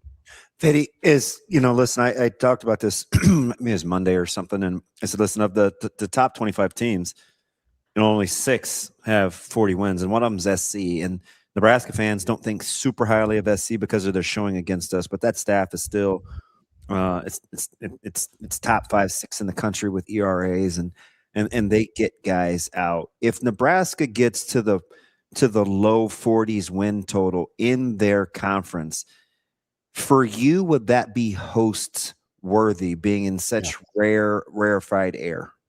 Yeah, for sure. Yeah, I think that helps, and again, especially because they've also got the higher end wins. Like, unlike if you look at USC, they're already sitting here 41-12, but they're 0-8 against quad 1, whereas Nebraska's 9-7 against quad 1. That's way louder. We've got Nebraska ahead of USC, and obviously they also have the head-to-head advantage over USC. So just getting to 40 wins, okay, that's nice, but like you got to look deeper than that. And in Nebraska's case, when you look deeper, it holds up pretty well. And so that's why I think they got a real chance at it. Sticking here in the Big Ten for just a second, obviously the Big Ten tournament's coming to Omaha next week. All eyes will be on Nebraska here. Obviously, you've got UCLA coming in with the gaudy record. Any other storylines in the Big Ten that you're kind of keeping track of? Well, I think Purdue and Michigan are the 2 kind of bubble teams, if you will, in the Big Ten. Michigan's surging, they're really hot. I think they've won 6 straight series, something like that. They're up to 17-10 in the league now after kind of a rocky start. Their first half wasn't great, but RPI is up there now, and like we've got them at the moment comfortably in the field. And then Purdue is just a team that really needs wins. They're on the bubble, but RPI is kind of hanging in there, the standings wise, but they just need some quality wins. That's what they're lacking. It's only 2 wins against quad 1. And so, those are the 2 teams I think you can look at to maybe try to jostle for at-large position, and that's probably it bubble-wise. I don't think there's another team that can really make a run up to that range in the league. And so, will somebody else play spoiler? One of the lower seeds make a deep run and crush some dreams, or maybe even steal a bid. That would be the other storyline to watch. I don't know that I see a team lower in the standings that I think is capable of doing that this year. I just think that the teams at the top are considerably better, and I think there's a pretty big gap. Not a tricky one, but it's been a long time since Odeby, McDowell, and Barry Bonds, and listen, they've got a former great manager that's now in Milwaukee. How much attention do I need to be paying to Arizona State? They're extremely offensive. They have probably the best team batting average. Yeah. They have probably the best hitter in the country in Landon Hairston, the man they call Harry Bonds down there. The son of, he leads the country in OPS. He's the son of Scott Hairston, longtime big leaguer, and he's pretty special, but really it's another one of those teams like up and down the order. There's a lot of power, and they do take pretty good at bats, and defense can be a little bit shaky. Their strike throwing can be a little bit shaky, but like, gosh, they have a lot of stuff on the mound. Cole Carlone, their ace left-hander. I mean, he'll show you 100 miles an hour from the left side, with 4 pitches and wipeout slider. And I mean, he's got 115 strikeouts, in 70 innings and hadn't even walked that many guys. Like, he's really good. It's just, do they have enough behind him? And can they play enough catch, but gosh, their position player group is very talented, very physical and imposing. So yeah, I think they're definitely worth keeping an eye on, because I think if they can get into the postseason, which they should, but I mean, it's been a little bit rocky and RPI isn't quite where it needs to be. If they get into the postseason, I do think they're capable of making some real noise. Do I need to adjust my rear view mirror at all? What's, when you look at Minnesota, kind of flying under the radar, certainly in the conference, I think from a respect standpoint, what's the level of surprise on what the Gophers pulled off up to this point? Yeah, I mean, I would say modestly surprised. I don't know where we had them projected to finish heading into the year, but I do like some of their players. But I think they've had a nice little year. I mean, to get to 30 wins, they had really been struggling for the last few years. But you've got some power arms in that staff. Cole Selvig, of course, and I know Marcus Cruzen's had a really good year for him, and Weber Neal's one of the better catchers out there. Really, like he's a quality veteran, proven guy, and I think they've done a good job building around him. So, I think that's a team that could maybe play a little bit of spoiler this week. I don't think they're going to make it run all the way. Yeah, I'm looking at. I mean, you referenced Michigan. I'm looking at teams as Nebraska and some of these teams try to get ready for the Big Ten tournament. We're obviously be there. I'm looking for teams. I thought it may be Iowa the way that they were playing down the stretch. I just don't know if they're going to get enough guys out with how Nebraska hit that staff, and it could have just been a blip. I'm looking for teams in the Big Ten outside of like that I think could be a tricky out. I'll say, Ohio State has another team that's really improved this year. Well, they gave Nebraska fits. Yeah, that's right. They swept Nebraska, which was. So you don't got to tell us about Ohio State. Good call, Fitty. But and they also they had some other really strong weekends this year. Like they've really taken a step forward. So I mean, it's Justin Hare's a great coach, and boy, they took their lumps last year, but he's got them back on the right track. They shouldn't be good. I've been saying this since Nebraska's been in the Big Ten. Yeah. No, you're right. I mean, it's I don't know. It's one of those things that they just kind of fell upon some hard times there and had to rebuild the thing, and I think they have a lot of infrastructure, a lot of things to like and tradition, and it's come on, it's the Ohio State University and all this. Like, there's plenty of talent in state. They really should be good, and I think they've got the right coach now. I think they are going to be a factor moving forward in the Big Ten. And right now they're just playing with some confidence, and I just think they could be spoiler for sure. And Illinois, I mean, Illinois has been a little bit frisky this year. I mean, I don't think they've been able to quite get over the finish line against the good teams they've played, but they haven't gotten swept, except for by USC early in the year. But they're interesting enough. I mean, so those are a couple of teams that I think could win a game or two, just be enough to kind of be a headache for the teams trying to build their postseason cases. Unfortunately, I work with a couple guys and I get the pageantry and the parties and the excitements. I'm more of a purist. I want good quality baseball, and hopefully this team fits both, but all in or all out, because these guys want West Virginia to somehow get to Omaha with that fan base. All in or all out on the Mountaineers. Gosh, I was just in Lawrence, Kansas this past weekend for what I thought was club. You like KU? Yeah, no, I like them both, but gosh, West Virginia just went in there and swept them, on their own field and held them to 5 runs in 3 games. It was quite a statement. I mean, I do think they're the best pitching staff in the Big 12. And they've gotten better and better. I mean, Max Yale become a real dude. They're big, donkey left-hander who's 4th year. He is. Yeah. He's a big man. He's built like Garrett Cole, it just kind of has that grown man physicality, and it's real stuff too, and crossfire. And he went the distance, first career complete game against Kansas, a good Kansas offense. You know, and then you got a kind of low slot joker and Jansen Cole behind him, and they piggybacked him the other day with Ian Korn, who's got real good stuff out of the pen, and they can give him 4 shutout, you know. And I like that they've got multiple guys that give you length out of the pen. Reese Bassinger, the kind of sinker slider veteran guy, came in, gave him I think 5 shutout innings on Sunday. So you know their pitching is quite good. They're very athletic, play great defense. Gavin Kelly is an absolute superstar behind the plate. I mean, he can also play middle infield. So it's kind of inevitable that he gets some Buster Posey comparisons, because there just aren't a lot of guys in the history of college baseball that have been adept, you know, really good defenders in the middle infield and behind the plate. That's how athletic he is. And he's done both. And he also has real bat speed, and the power starting to show up too. He's had 6 home runs in a 5-game span.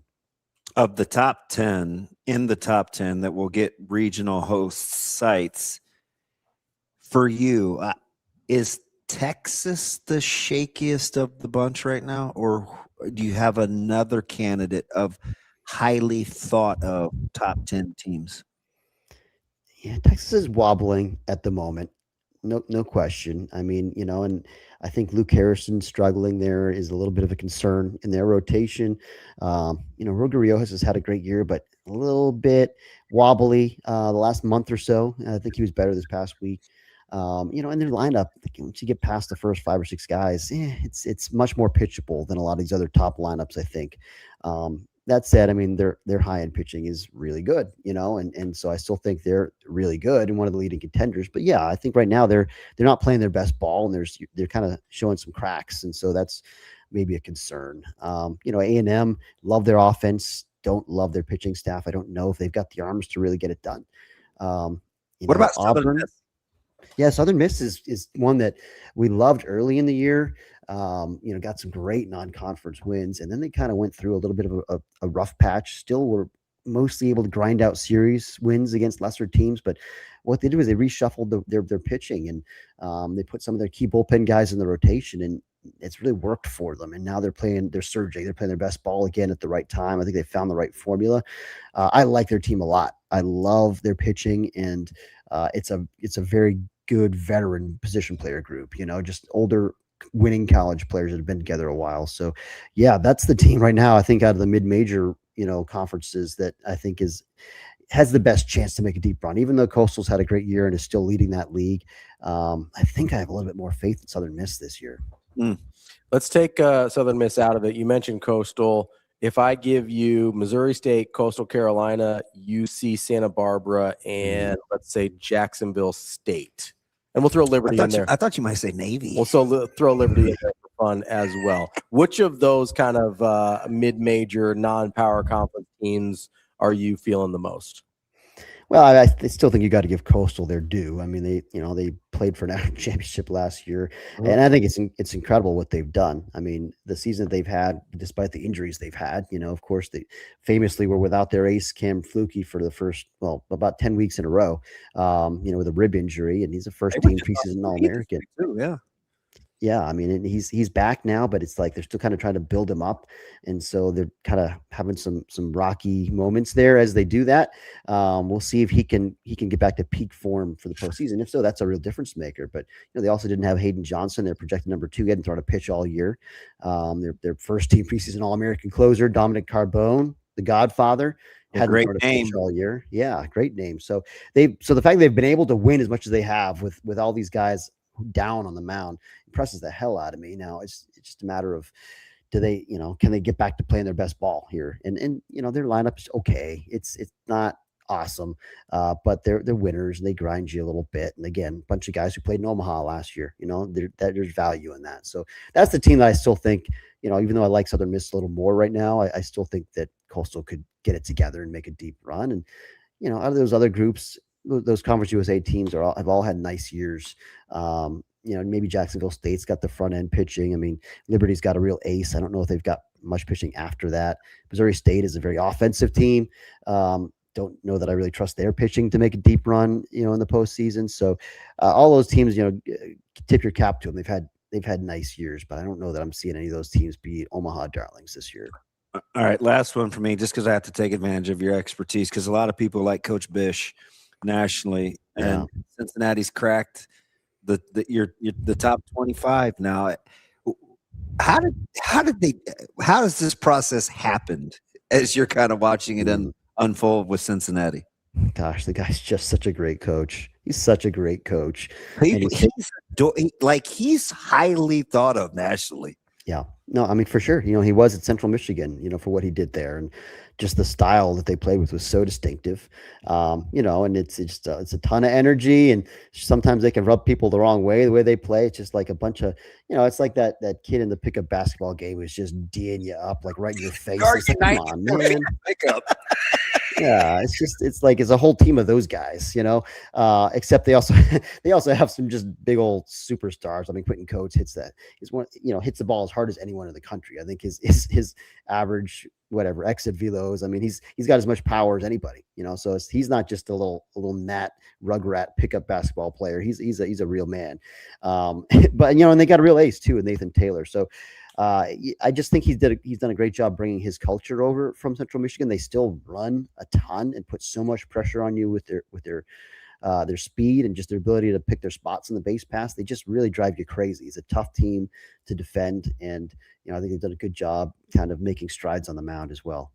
All right, dinner on me at the Drover if you can figure out the connection of why I asked about Coach Bish. Oh boy.